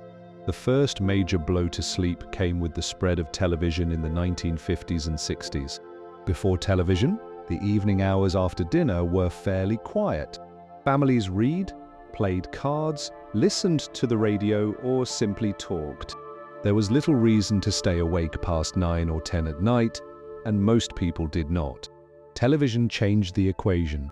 The nightly news at 11, the late-night variety shows, the midnight movies, each one offered a reason to push bedtime a bit further. By the 1970s, the average American bedtime had shifted by roughly 30 minutes compared to the years before television, a change that sounds small until you consider that it represented 30 minutes of lost sleep every night for millions of people for decades. The second blow came with the rise of the 24-hour economy. In the 1960s, a convenience store in Texas became one of the first to stay open around the clock. By the 1980s, the idea had spread to grocery stores, gas stations, fast food restaurants, and most importantly, workplaces. The deregulation of trucking and aviation, the globalization of financial markets that required people to work across time zones, and the growth of service industries all expanded the hours during which work was expected to happen. The result was a surge in shift work and irregular schedules that directly cut into sleep time for millions. By the early 2000s, roughly 15% of the workforce was working shifts, and studies consistently showed that these workers slept 1 to 2 hours less per day than those who worked during the daytime. The third blow, and perhaps the most devastating, came with the internet and the smartphone. When the first widely popular smartphone appeared in 2007, it placed in every pocket a device capable of delivering endless stimulation at any hour. Social media, streaming video, news feeds, games, and messaging created a continuous stream of things to look at that competed directly with sleep. The blue-toned light given off by phone screens held back the body's natural sleep signal, making it physically harder to feel drowsy after spending time with the device. Studies showed that teenagers who used their phones in the hour before bed took longer to fall asleep, slept fewer total hours, and reported feeling worse in the morning. The sleep of young people, a group already biologically inclined toward later bedtimes, was especially affected. Some studies suggested that the average teenager was sleeping more than an hour less per night than teenagers in the 1990s. The consequences of the Great Sleep Recession extend far beyond feeling tired. Population-wide sleep loss is connected to a constellation of public health problems, including heart disease, diabetes, weight gain, depression, anxiety, weakened immunity, and higher rates of death. The economic costs are staggering. A major study estimated that insufficient sleep costs the American economy up to $411 billion per year in lost productivity. In Japan, the figure was $138 billion. Across the 5 countries studied, the total economic loss from too little sleep exceeded $680 billion every year. The sleep recession has also been linked to accidents and errors on a scale that is difficult to fully grasp. Drowsy driving is estimated to cause roughly 100,000 crashes per year in the United States, resulting in more than 1,500 deaths. Major industrial disasters, including a nuclear accident, a massive oil spill, and a space shuttle failure, have all been connected in part to decisions made by people who were not getting enough rest. In hospitals, studies found that surgical trainees who had been awake for more than 24 hours made over a third more serious mistakes than those who were well rested, a finding that eventually led to limits on how long medical trainees could work at a stretch. Whether the sleep recession represents a true decline in how much people rest or simply a change in how they report their sleep remains a topic of scientific discussion. Some researchers have noted that when sleep is measured with devices worn on the wrist rather than through surveys, the decline is smaller than self-reports suggest. Others argue that even if the total hours have not fallen as sharply as surveys indicate, the quality of sleep has declined, broken up by notifications, noise, and the general stress of modern life in ways that reduce the restorative value of every hour spent in bed. What is not in dispute is that modern societies have created conditions that are fundamentally hostile to healthy sleep. The combination of artificial light, glowing screens, unpredictable work schedules, caffeine, and the persistent cultural message that sleep is time wasted has produced a world that is chronically underslept. And the full cost of that deficit in health, in safety, in productivity, and in simple human happiness is only beginning to be understood. And yet, even as the world was sleeping less, a new field of medicine was rising to meet the crisis, one that would finally give sleep the clinical attention it had always deserved. In 1978, a 43-year-old construction worker walked into a sleep laboratory at the University of Sydney with a problem that had haunted him for years. Every night he would fall asleep normally, but within minutes his breathing would stop. The passage at the back of his throat would collapse, cutting off the flow of air to his lungs. The level of oxygen in his blood would plummet. His brain, sensing the crisis, would partially wake him, just enough to restart the breathing, and then the cycle would repeat dozens of times an hour, all night long. He never reached the deep, restorative stages of sleep. He was crushed by exhaustion during the day. His doctors had offered him one option, a surgical opening in his throat through which he could breathe while sleeping. He refused. He went to the university instead, hoping someone there might have a better idea. That someone was a young Australian physician named Colin Sullivan, who had been studying the condition since his student days. Sullivan had traveled to Canada to work with a specialist in breathing during sleep, and he returned to Sydney convinced that there had to be a way to keep the airway open at night without cutting into the body. His idea was simple: deliver a steady stream of air through the nose, creating a kind of invisible cushion that would hold the airway open against the tendency of the surrounding tissue to collapse. The concept was clear. The execution was improvised. Sullivan built his first device from a reversed vacuum cleaner motor, some plastic tubing, and a custom-fitted nose mask. He tried it on the construction worker, and it worked. The man slept through the night for the first time in years. Sullivan published his results in a leading medical journal in 1981, and the paper became one of the most important in the history of breathing medicine. Within a few years, his laboratory had treated over 100 patients. The device was developed commercially by a company founded by members of his own research team, and it became one of the most successful medical devices of the late 20th century. Today, well over 100 million people worldwide are estimated to have the condition, and the device that Sullivan built from a vacuum cleaner motor remains the standard treatment for moderate to severe cases. The invention of this breathing device was a milestone, but it was also a symbol of something larger: the emergence of sleep medicine as a recognized branch of clinical care. For most of the 20th century, sleep problems were not treated by sleep doctors because there were no sleep doctors. There were no sleep clinics, no training programs in sleep, no textbooks about it. A person who could not sleep saw a psychiatrist. A person who snored was sent to a throat surgeon. A person who fell asleep uncontrollably was referred to a brain specialist. The idea that sleep itself was a domain of medicine, needing its own tools, its own experts, and its own treatment centers, was slow to take root.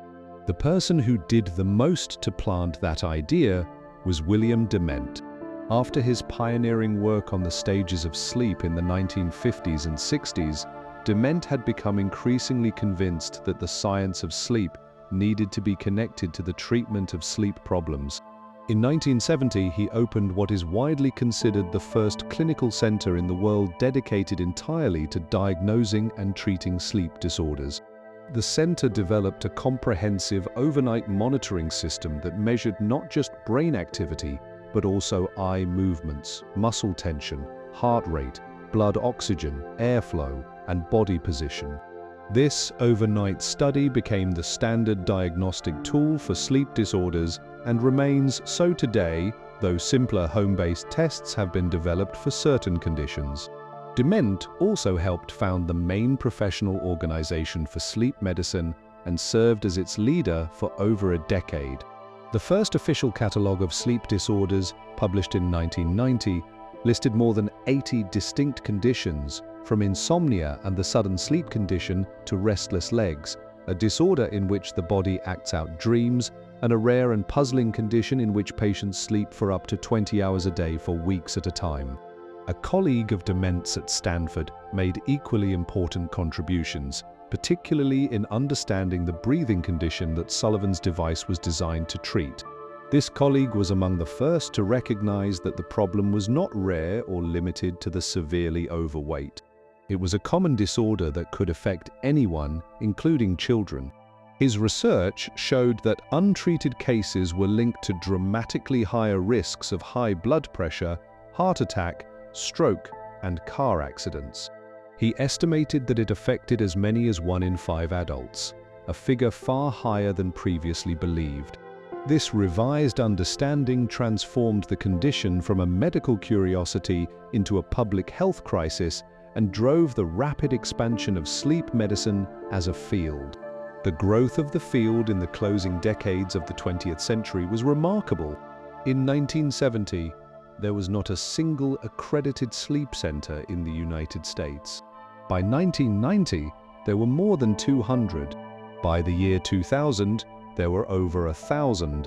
By 2020, there were more than 2,500, and sleep medicine had been formally recognized as a specialty with its own training requirements and its own professional examinations. Yet the greatest challenge facing the field may be the one that Dement spent his entire career fighting: the simple indifference of the public. Despite decades of evidence showing that sleep is as vital to health as food and exercise, and despite a vast and growing body of research linking poor sleep to heart disease, diabetes, weight gain, depression, mental decline, and early death, the culture of sleeplessness persists. Dement, who taught his famous course on sleep to roughly 20,000 students over the decades, often said that the most important finding in the history of sleep research was that sleep is important.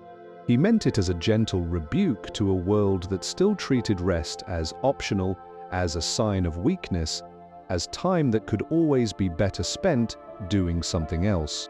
He died in 2020 at the age of 91, having spent nearly 7 decades making the case that the most common and most consequential health problem in the modern world is one that almost nobody takes seriously enough. We simply do not sleep enough. And now, let us travel to a country where this tension between the science of rest and the culture of sleeplessness plays out with particular sharpness, a country with a unique and complicated relationship with sleep. On a crowded Tokyo subway at 8 in the morning, a man in a dark suit sits with his head tilted forward, eyes closed, briefcase balanced on his lap. He is asleep. The passengers around him pay no attention. No one nudges him awake. No one looks disapproving. When the train reaches his station, he opens his eyes, straightens his tie, and steps off as though nothing has happened. In most Western countries, falling asleep in public would be embarrassing, a sign of laziness or poor self-control. In Japan, it is something quite different. It is a practice sometimes called sleeping while present, and it is one of the most distinctive and most misunderstood features of Japanese sleep culture. A German researcher who first studied this practice in the late 1980s has argued that it is not really about sleep at all, at least not in the way most people outside Japan understand sleep. It is a social performance, a way of showing others that you are so devoted to your work, your studies, or your duties that you have pushed yourself to the very edge of exhaustion. Falling asleep during a meeting, a lecture, or a train ride is accepted precisely because it shows you have been awake so long, working so hard, that your body has simply given out. The key is that the sleeper must be able to wake instantly when needed and rejoin whatever is happening as though no interruption has occurred. It is not about withdrawing. It is about being physically present even as the mind briefly surrenders to fatigue. This tolerance for public sleeping reflects a broader Japanese relationship with rest that differs profoundly from Western patterns. In traditional Japanese culture, the sleeping surface was not a permanent bed, but a thin mattress called a futon, laid out on a straw mat floor at night and folded away in the morning. The futon system reflected a way of living in which rooms were not locked into a single purpose. The space where you slept at night was the same space where you ate, worked, and entertained during the day. Sleep was not sealed off from the rest of life. It was woven into it, part of the daily cycle rather than a retreat from it. The futon tradition also carried different ideas about comfort and the body. Japanese sleeping practices, shaped by principles of simplicity and discipline that trace back to the influence of Zen Buddhism, have historically favored firm surfaces over soft ones. The traditional Japanese pillow, a small wooden or ceramic block, was designed not for cushioning, but for supporting the neck while keeping elaborate hairstyles intact. The idea of sleeping on a hard surface as a form of physical and spiritual discipline has deep roots. Though modern Japan has increasingly adopted Western-style beds, especially in city apartments where there is little room to store a futon during the day. Japan's relationship with sleep took a darker turn during the extraordinary economic growth of the post-war decades and the intense boom of the 1980s. The nation's remarkable prosperity was built on a work culture that glorified long hours and personal sacrifice. The ideal worker started early, stayed late, went out with colleagues after work, and slept as little as possible. The cultural idea of persevering, of enduring, was applied to wakefulness itself. A dedicated worker was someone who pushed through exhaustion, who gave up sleep so they could give more to the company. This attitude reached its most extreme expression in a phenomenon so widespread that the Japanese language needed a word for it: death from overwork. These deaths, typically from heart attacks or strokes brought on by chronic sleep loss and stress, were first documented in the 1970s. By the 1980s, the term had become common knowledge. In 2016, the case of a 24-year-old woman who worked for a major advertising company and took her own life after working more than 100 hours of overtime in a single month prompted a national reckoning with the human cost of this culture. Her story forced a conversation about what was being sacrificed in the name of dedication and productivity. One of the most recognizable innovations to come out of Japan's complicated relationship with sleep is the capsule hotel. The first one opened in Osaka in February of 1979. It was designed by a well-known architect and consisted of small stacked compartments, each about 7 feet long, 4 feet wide, and 3 feet high, equipped with a mattress, a reading light, and a small screen. The capsule hotel was built for workers who had stayed out too late to catch the last train home, a group so large that it represented a dependable business opportunity. The concept spread across Japan and eventually to other countries, appearing in China, India, and parts of Europe in the early 21st century. Japan's sleep situation is full of contradictions. The country has one of the most accomplished sleep research communities in the world, with scientists who have made major contributions to understanding the body's internal clock, sleep-related medication, and breathing disorders during sleep. Japanese brain scientists have played central roles in uncovering the molecular details of how sleep is regulated. And yet Japan consistently ranks among the most sleep-deprived nations on Earth. International surveys have found that Japanese adults sleep less than those in any other country measured, with some studies placing the average closer to 6.5 hours per night. The contradiction is not really a contradiction at all. It is the predictable result of a culture that produces world-class sleep science and world-class sleep deprivation at the same time, that studies the body's need for rest while systematically denying rest to its own people. The Japanese experience is worth pausing on because it holds up a mirror to the rest of the industrialized world. The forces that drive sleep deprivation in Japan, long working hours, social pressure, the constant glow of screens, city living, and the cultural belief that sleeplessness equals dedication are the same forces that are wearing down sleep everywhere. Japan simply concentrates them more intensely. The worker sleeping on the subway is not a Japanese oddity. He is a preview of a future in which the demands of the economy and the demands of the body are ever more deeply in conflict. And now, let us turn from the missing sleep of the overworked to a different tradition entirely, one that celebrates the midday rest as both a pleasure and a power, the ancient and quietly endangered practice of the nap. At the height of the Second World War, when German bombs were falling on London night after night, and the future of the free world seemed to hang in the balance, the British Prime Minister took a nap.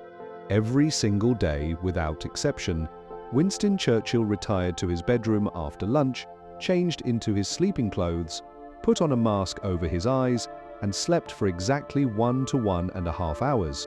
He did this during the darkest days of the conflict.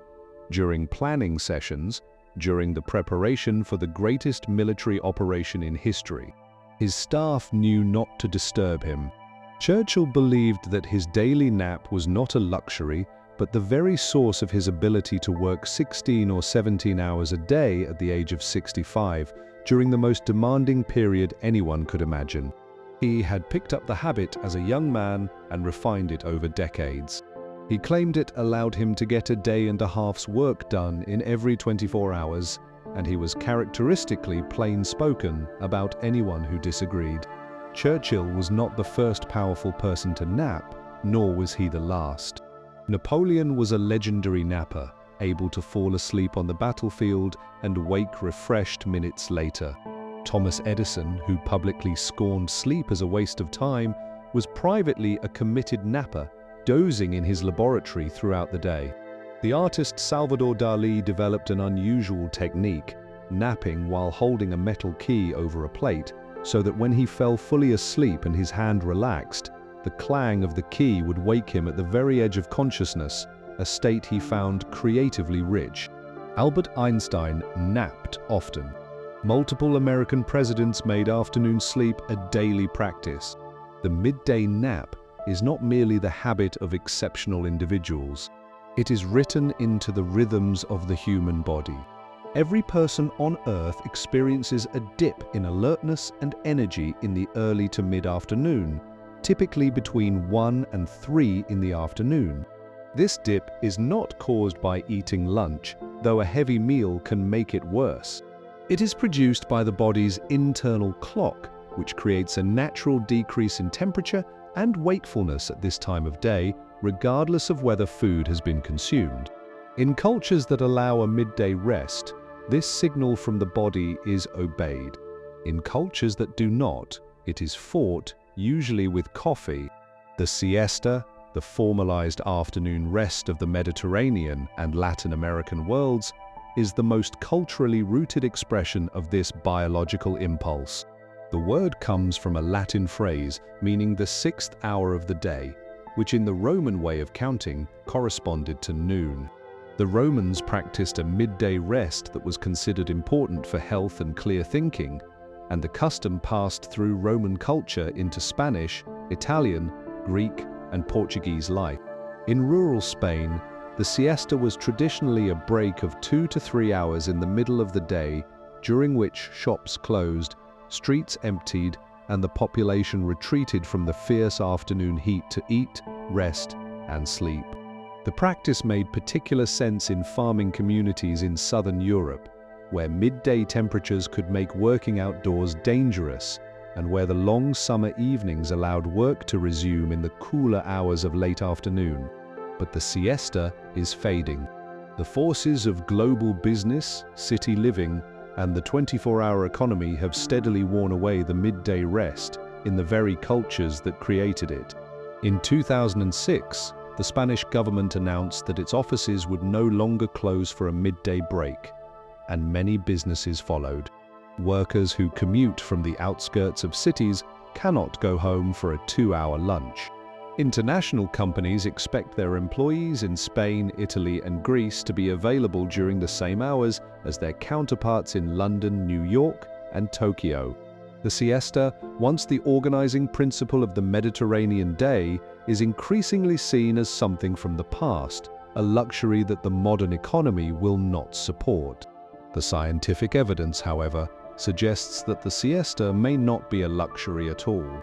A large study published in 2007, conducted in Greece with more than 23,000 participants, found that regular napping was associated with a 37% lower risk of dying from heart disease. The effect was especially strong in working men, who showed a 64% reduction. Research conducted by the American Space Agency on airline pilots found that a planned nap of roughly 40 minutes improved performance by 34% and alertness by a full 100%. The lead researcher emphasized that the nap did not merely prevent a decline. It actually restored the pilots to levels of performance better than what they had achieved before the nap. The modern workplace has begun, carefully and sometimes reluctantly, to acknowledge the value of the nap.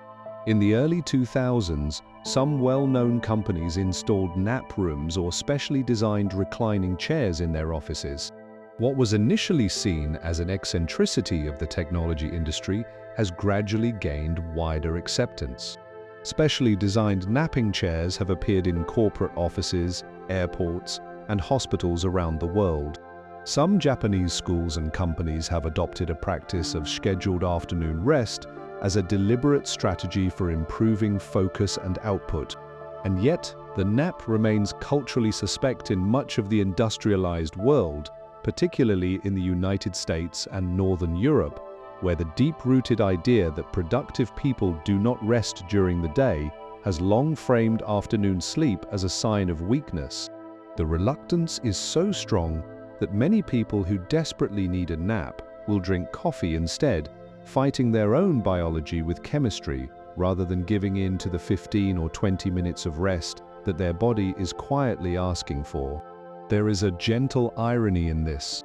A culture that prizes efficiency and performance above nearly everything rejects one of the most efficient and well-documented ways to improve both, a practice that costs nothing, carries no side effects, and takes less time than a coffee break. The nap may be the most underused tool available to the modern world, a free gift that almost everyone refuses to accept. And now let us turn from the sleep of adults to an even older and more tender story, the history of how we have put our children to sleep, from the earliest lullabies to the modern arguments about cribs, bedtimes, and the right way to help a child find rest. Somewhere in the ancient city of Nippur, in what is now southern Iraq, roughly 4,000 years ago, a parent held a crying baby and sang. The song has survived because the Babylonians did something that most ancient parents did not. They wrote the lullaby down, pressing the words into a clay tablet in the small, wedge-shaped script of their language. The lullaby is one of the oldest known songs in the world, and by modern standards, it is rather alarming. It does not reassure the child or promise comfort. Instead, it threatens the baby with punishment from the household god if it does not stop crying. Other lullaby tablets describe rituals in which dust from the street, the doorway, and even a grave was rubbed on a crying baby to transfer its wakefulness to the spirit world. The purpose of these songs was not to soothe. It was to silence, and the methods used were as much spiritual as musical. The lullaby is among the most universal of all human cultural practices. Every known civilization has developed songs specifically for putting children to sleep, and the musical qualities of these songs are remarkably similar across cultures: slow tempo, a repeating melody, a narrow range of notes, and a rhythm that often matches the rocking motion of a parent's body. The very word lullaby may come from soothing vocal sounds, or it may trace back to an ancient phrase meaning begone, a reference to a feared night creature believed to steal infants in the darkness. If the second origin is correct, then the word itself is an ancient prayer of protection, a plea that the sleeping child will not be taken. What is worth pausing on, when you look at lullabies across cultures and centuries, is how often they contain themes of darkness, danger, and even death. The well-known English lullaby about a baby on a treetop, first printed around 1765, describes the child falling when the branch breaks. A German lullaby contains veiled warnings about what happens to the child who will not sleep. A Spanish lullaby warns that a monster will eat the wakeful child. Scholars have offered many explanations. Perhaps the dark words reflect the genuine dangers of infancy in earlier times, when the death of a child was heartbreakingly common. Perhaps they provide an outlet for the frustrations of exhausted parents. Or perhaps the words simply do not matter to a baby, who responds to the warmth of the voice and the steady rhythm, rather than the meaning of the lyrics. Whatever the reason, the lullaby tradition tells us something important. Putting children to sleep has always been difficult, and parents have always been willing to try whatever works. The idea of a fixed bedtime for children, the expectation that they should be in bed at a specific hour each evening, is surprisingly modern. For most of human history, children simply fell asleep when the adults around them did, in the same room and often in the same bed. Sleeping together, parent and child on the same surface, was the universal norm for virtually all of human existence and remains the norm across most of the world today. In traditional communities across Africa, Asia, and South America, mothers sleep beside their babies as a matter of course, feeding them through the night in a pattern of shared rest, so natural that it needs no explanation. The Western move away from this ancient practice began in the early modern period, driven by a combination of religious teaching, medical opinion, and changing ideas about what childhood should look like. In medieval and early modern Europe, the Church actively discouraged parents from sleeping with their babies, not out of developmental concern, but because of the risk that a sleeping parent might accidentally smother the child. Church courts punished mothers whose infants died in the family bed, and priests preached against the practice. By the 1600s and 1700s, wealthier European families had begun to move their babies into separate sleeping arrangements, first into small rocking cradles beside the parents' bed, then into dedicated nursery rooms looked after by hired caregivers. This created a physical separation between parents and children at night that had not existed in any earlier human culture. The crib, as a distinct piece of furniture for children, has a long but not especially ancient history. Rocking cradles appear in European records from the medieval period onward, though they were mainly found in prosperous homes. The modern crib, mass-produced from wood and later from metal, became a standard piece of nursery furniture in the 1800s and 1900s. This happened alongside the rise of the Victorian nursery, a dedicated children's room separate from the adult world. The nursery embodied a new idea about childhood, that children belonged in their own space, governed by their own routines, watched over by nurses rather than by parents themselves. The 20th century brought the formalizing of children's bedtime routines and, with it, the emergence of sleep training as one of the most heated debates in modern parenting. The first widely influential voice on the subject was a doctor whose book, published in 1894, advised parents to let babies cry at bedtime rather than picking them up, on the theory that responding to crying would produce spoiled and dependent children. A behaviorist in the 1920s reinforced this view, advising mothers to treat children with emotional distance, arguing that too much physical warmth would make them weak. The most recognized name in modern sleep training is a doctor who published a widely read book in 1985. His approach, sometimes called graduated extinction, instructs parents to put their child to bed while still awake, leave the room and return at slowly increasing intervals to offer brief reassurance without lifting the child. The goal is to teach the child to fall asleep on their own. The method was never as harsh as its critics claimed, but it became the focal point of a much larger argument about the nature of childhood, the duties of parents, and whether babies should be trained to meet adult expectations about sleep, or whether adults should bend to the natural patterns of their infants. The movement for attachment parenting, which gained strength from the 1990s onward, argued the opposite, that sleeping close together and responding to nighttime needs were not just preferable, but biologically necessary, that babies were designed by evolution to sleep near their mothers and to be comforted whenever they called out. The debate continues, with passionate voices on both sides pointing to research that supports their view and dismissing studies that do not. What is often lost in the argument is the long view of history. The Western expectation that babies should sleep alone, in their own room, through the night, from an early age, is a very recent invention. For 200,000 years of human life, babies slept with their mothers. The crib, the nursery, and the scheduled bedtime are products of the last few centuries, shaped by particular cultural and economic conditions, rather than by any timeless truth about what children need.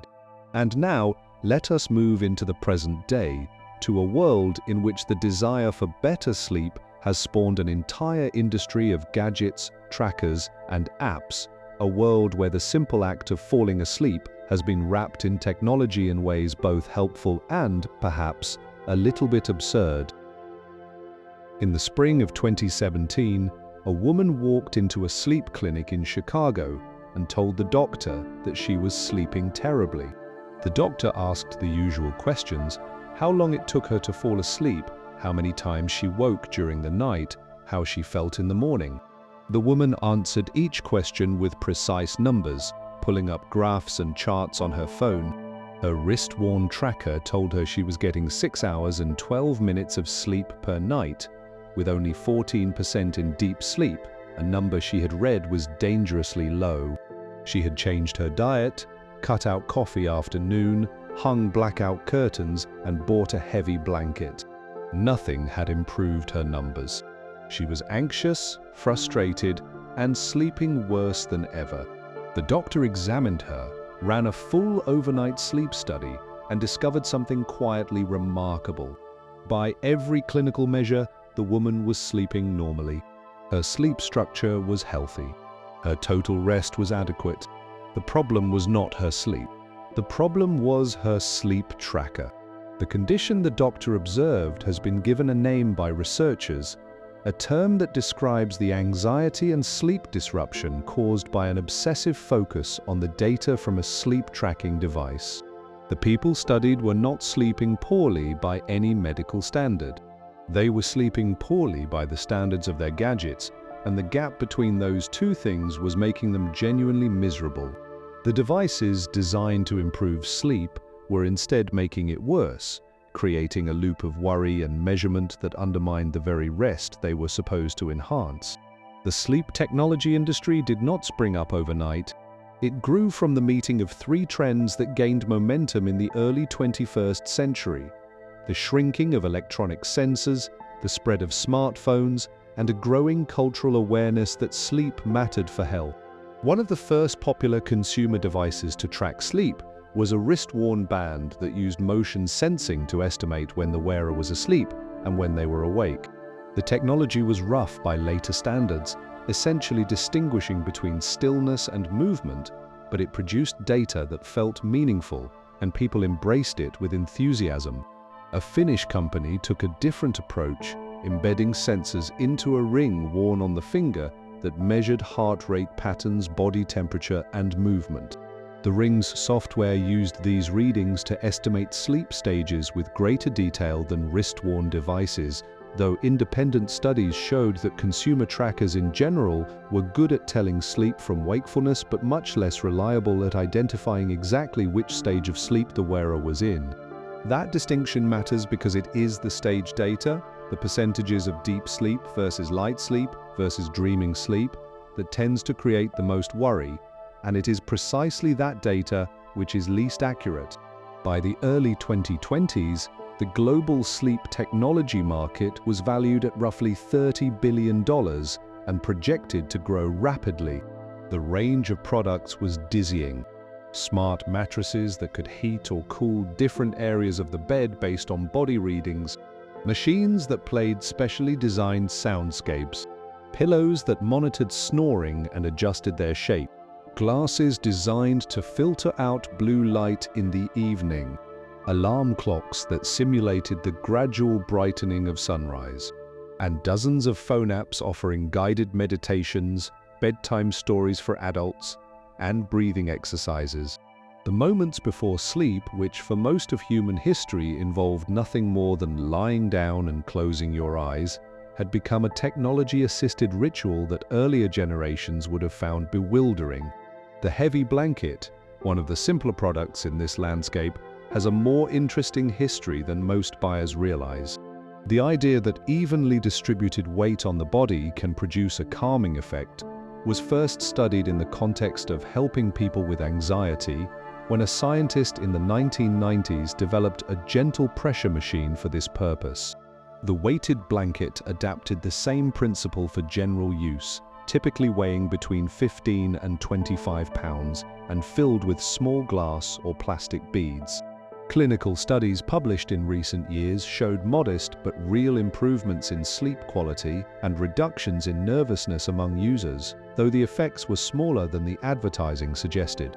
A survey by a major sleep medicine organization found that most people who used sleep trackers found them helpful, and many reported making positive changes to their habits based on the data, going to bed earlier, drinking less coffee, exercising more. All of these changes are genuinely good for sleep, but the same survey revealed a troubling undercurrent. A meaningful number of users reported increased worry about their rest, difficulty relaxing at bedtime because of concern about their sleep scores, and a tendency to trust the device's judgment over their own sense of how they actually felt. The deeper irony of the sleep technology revolution is that the tools designed to help us sleep exist within a larger world of technology that damages sleep. The phone that runs the sleep tracking app is the same phone whose blue glow suppresses the body's sleep signal, whose notifications shatter attention, and whose endless content keeps the user awake past the hour they intended to stop. The smart speaker that plays calming sounds is connected to the same internet that delivers stressful news, late-night work emails, and the social comparisons that feed the anxiety preventing sleep. The sleep technology industry is, in a sense, selling remedies for problems that the broader technology industry has created, a cycle that enriches both while leaving the fundamental tension between constant digital connection and healthy biological rest unresolved. What the sleep technology revolution reveals most clearly is the depth of modern anxiety about rest. For hundreds of thousands of years, human beings fell asleep without devices, without apps, without data, and without knowing anything about their sleep stages. They slept because they were tired, and they did not worry about whether their numbers were right. The fact that millions of people now feel they need technological help to do what every ancestor before them did, naturally, may be the most telling sign of the modern sleep crisis. Not that we cannot sleep, but that we have lost faith in our ability to sleep and have handed that faith over to machines. And now, as we approach the end of our story, let us turn to what science has learned and what it has not about the deepest mysteries that still surround the act of falling asleep. In the autumn of 2012, a Danish scientist working at a university in the state of New York sat in her laboratory and stared at images that would change the way researchers understood the sleeping brain. She and her team had injected a glowing tracer into the fluid that surrounds the brain in mice and watched through a powerful microscope as the fluid moved through the brain tissue. What they saw was quietly stunning. During wakefulness, the fluid barely moved. But when the mice fell asleep, the spaces between the brain's cells expanded by roughly 60%, and the surrounding fluid rushed through these newly widened channels like water, flushing through a pipe, sweeping away the waste products that had built up during the day. The brain, it turned out, had its own cleaning system, and it operated almost entirely during sleep. The scientist named this system by combining the word for the support cells that form the channels with the name of the body's general waste removal network. She published the discovery in a leading journal in August of that year, though the paper had previously been turned down by another journal whose reviewer said it lacked practical importance. The practical importance became clear almost immediately. Among the waste products that this cleaning system removes from the brain are the very proteins most closely associated with the disease that slowly destroys memory and thinking in old age. The discovery suggested a direct and physical link between not sleeping and the buildup of these damaging proteins. If the brain cannot clean itself because it is not sleeping, the toxic material accumulates, and the accumulation drives the slow destruction of the mind. Later studies confirmed that even a single night without sleep increased the level of these harmful proteins in the human brain, and that chronic short sleep was associated with a significantly higher risk of the disease. The cleaning discovery was a breakthrough, but it also highlighted how much about sleep remains unexplained. Despite more than a century of scientific study, the most fundamental question, the question that sounds simplest but is actually the hardest, remains unanswered. Why do we sleep at all? Not what happens during sleep, not what goes wrong when we skip it, but why, in the first place, Did nature create a state in which living things are unconscious, still, and vulnerable for a large portion of their lives? The question is so basic that it almost feels embarrassing to ask. And yet, as of this moment, no one truly knows. The difficulty is not a shortage of ideas. There are too many ideas, each of which explains some part of sleep while leaving other parts in shadow. The repair theory holds that sleep exists so the body and brain can fix themselves, restoring energy, clearing waste, and encouraging tissue growth. The evidence for this is strong. The body's growth-promoting substances are released primarily during deep sleep. The immune system is strengthened during sleep. The brain's cleaning system operates during sleep. But the repair theory does not explain why the brain needs to be unconscious for these repairs to happen. Many of the same processes could, in principle, occur during quiet restfulness. The energy-saving theory proposes that sleep evolved to reduce energy use during hours when searching for food or moving about would not be worthwhile. By lowering the body's activity and slowing the burning of fuel, sleep conserves resources at a time when the cost of being active would outweigh the benefit.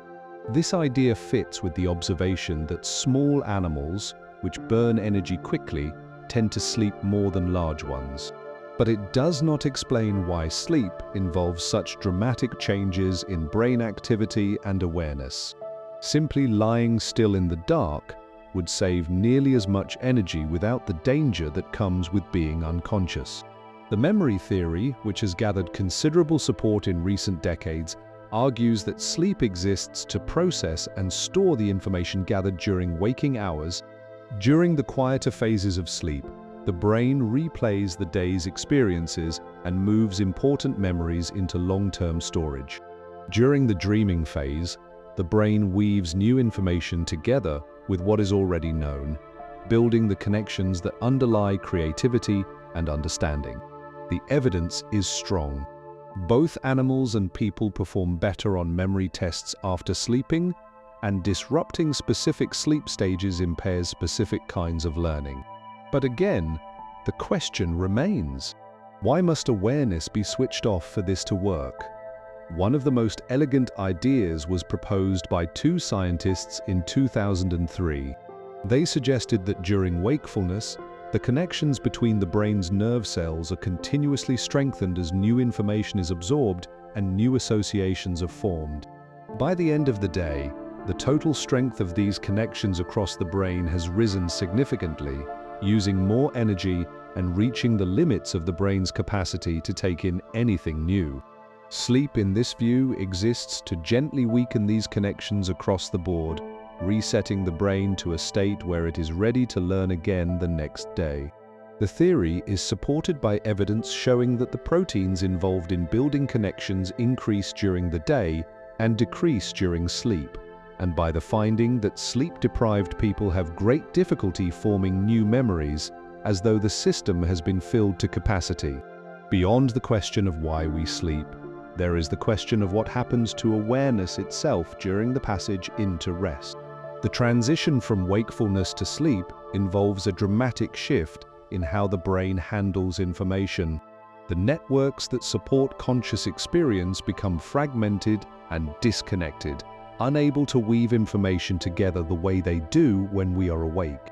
One theory suggests that consciousness depends on the brain's ability to combine information across many regions at once, and that sleep disrupts this combining, producing unconsciousness not because the brain is inactive, but because its parts can no longer talk to each other effectively.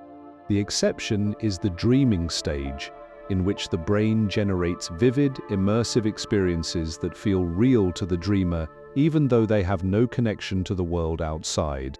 What we know after all the research and all the prizes and all the thousands of studies is this: sleep is not one thing but many things, a collection of processes that include physical repair, waste removal, memory storage, the pruning of connections, the strengthening of defenses, emotional processing, and the mysterious inner world of dreams. No single theory accounts for all of these, and no single purpose explains why sleep exists in every animal on the planet.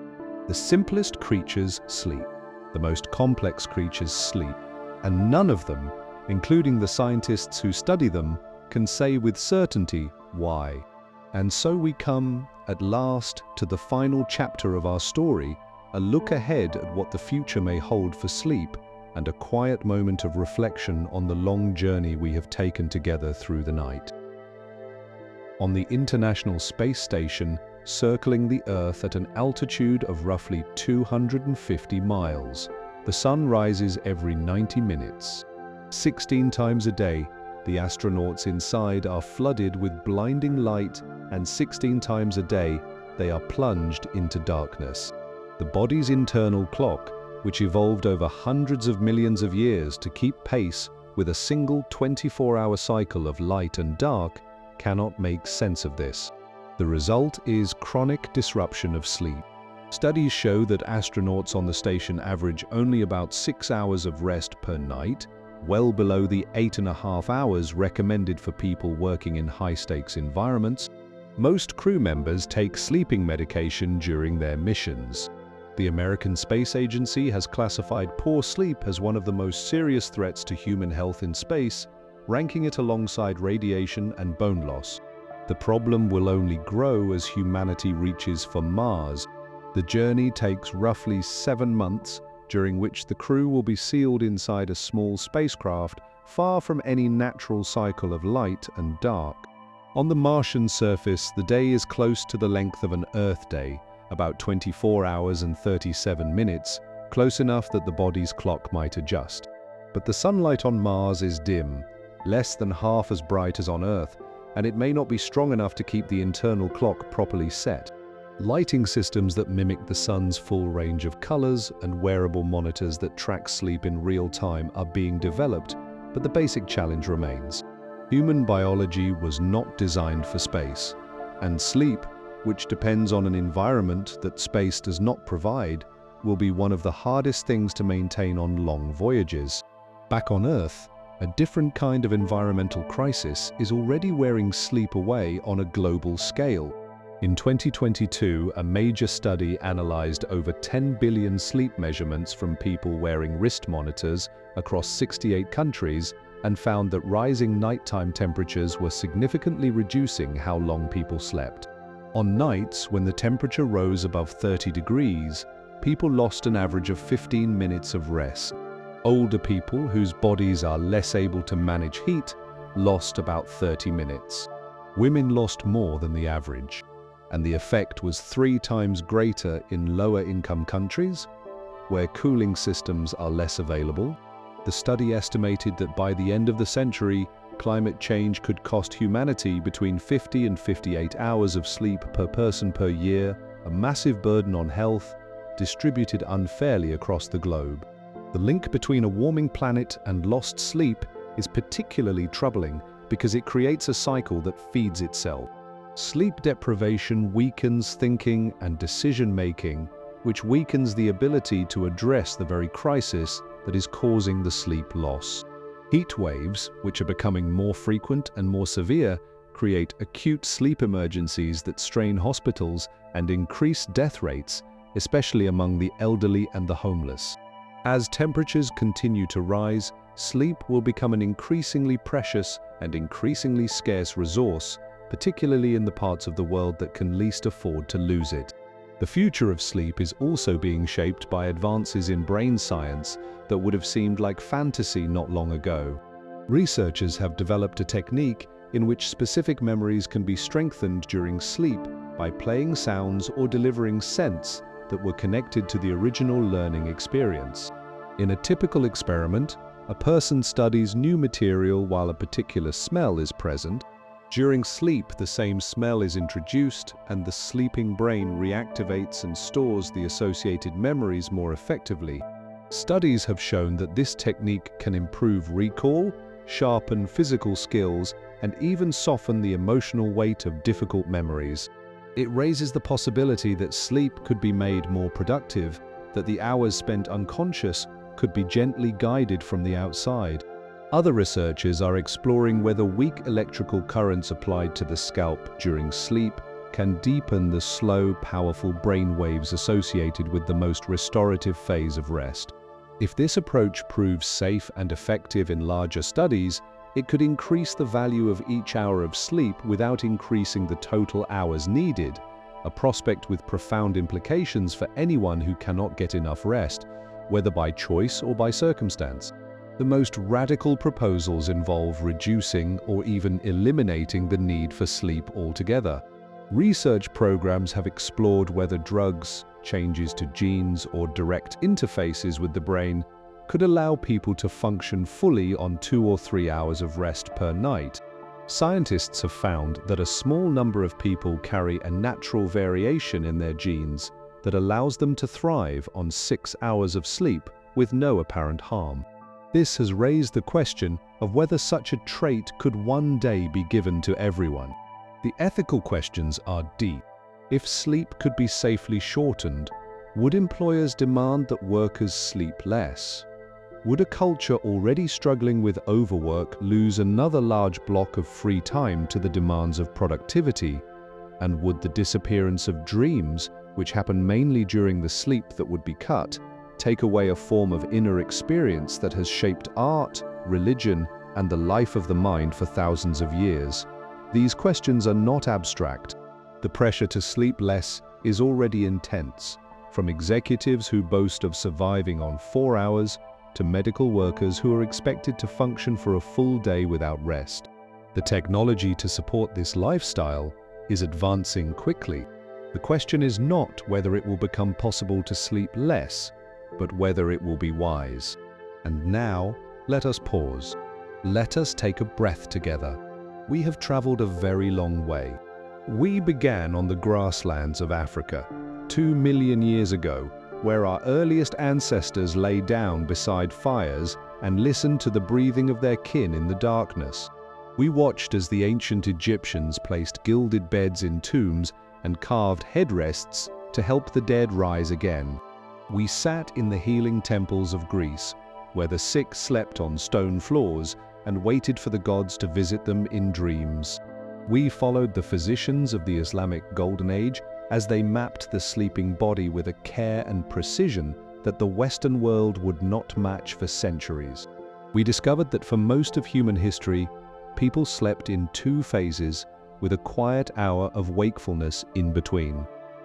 We saw the medieval bed as a public stage shared with strangers and family alike. We traveled with the Taino and their hammocks, with the Hadza and their campfires, with the Inuit huddled together for warmth on their snow platforms.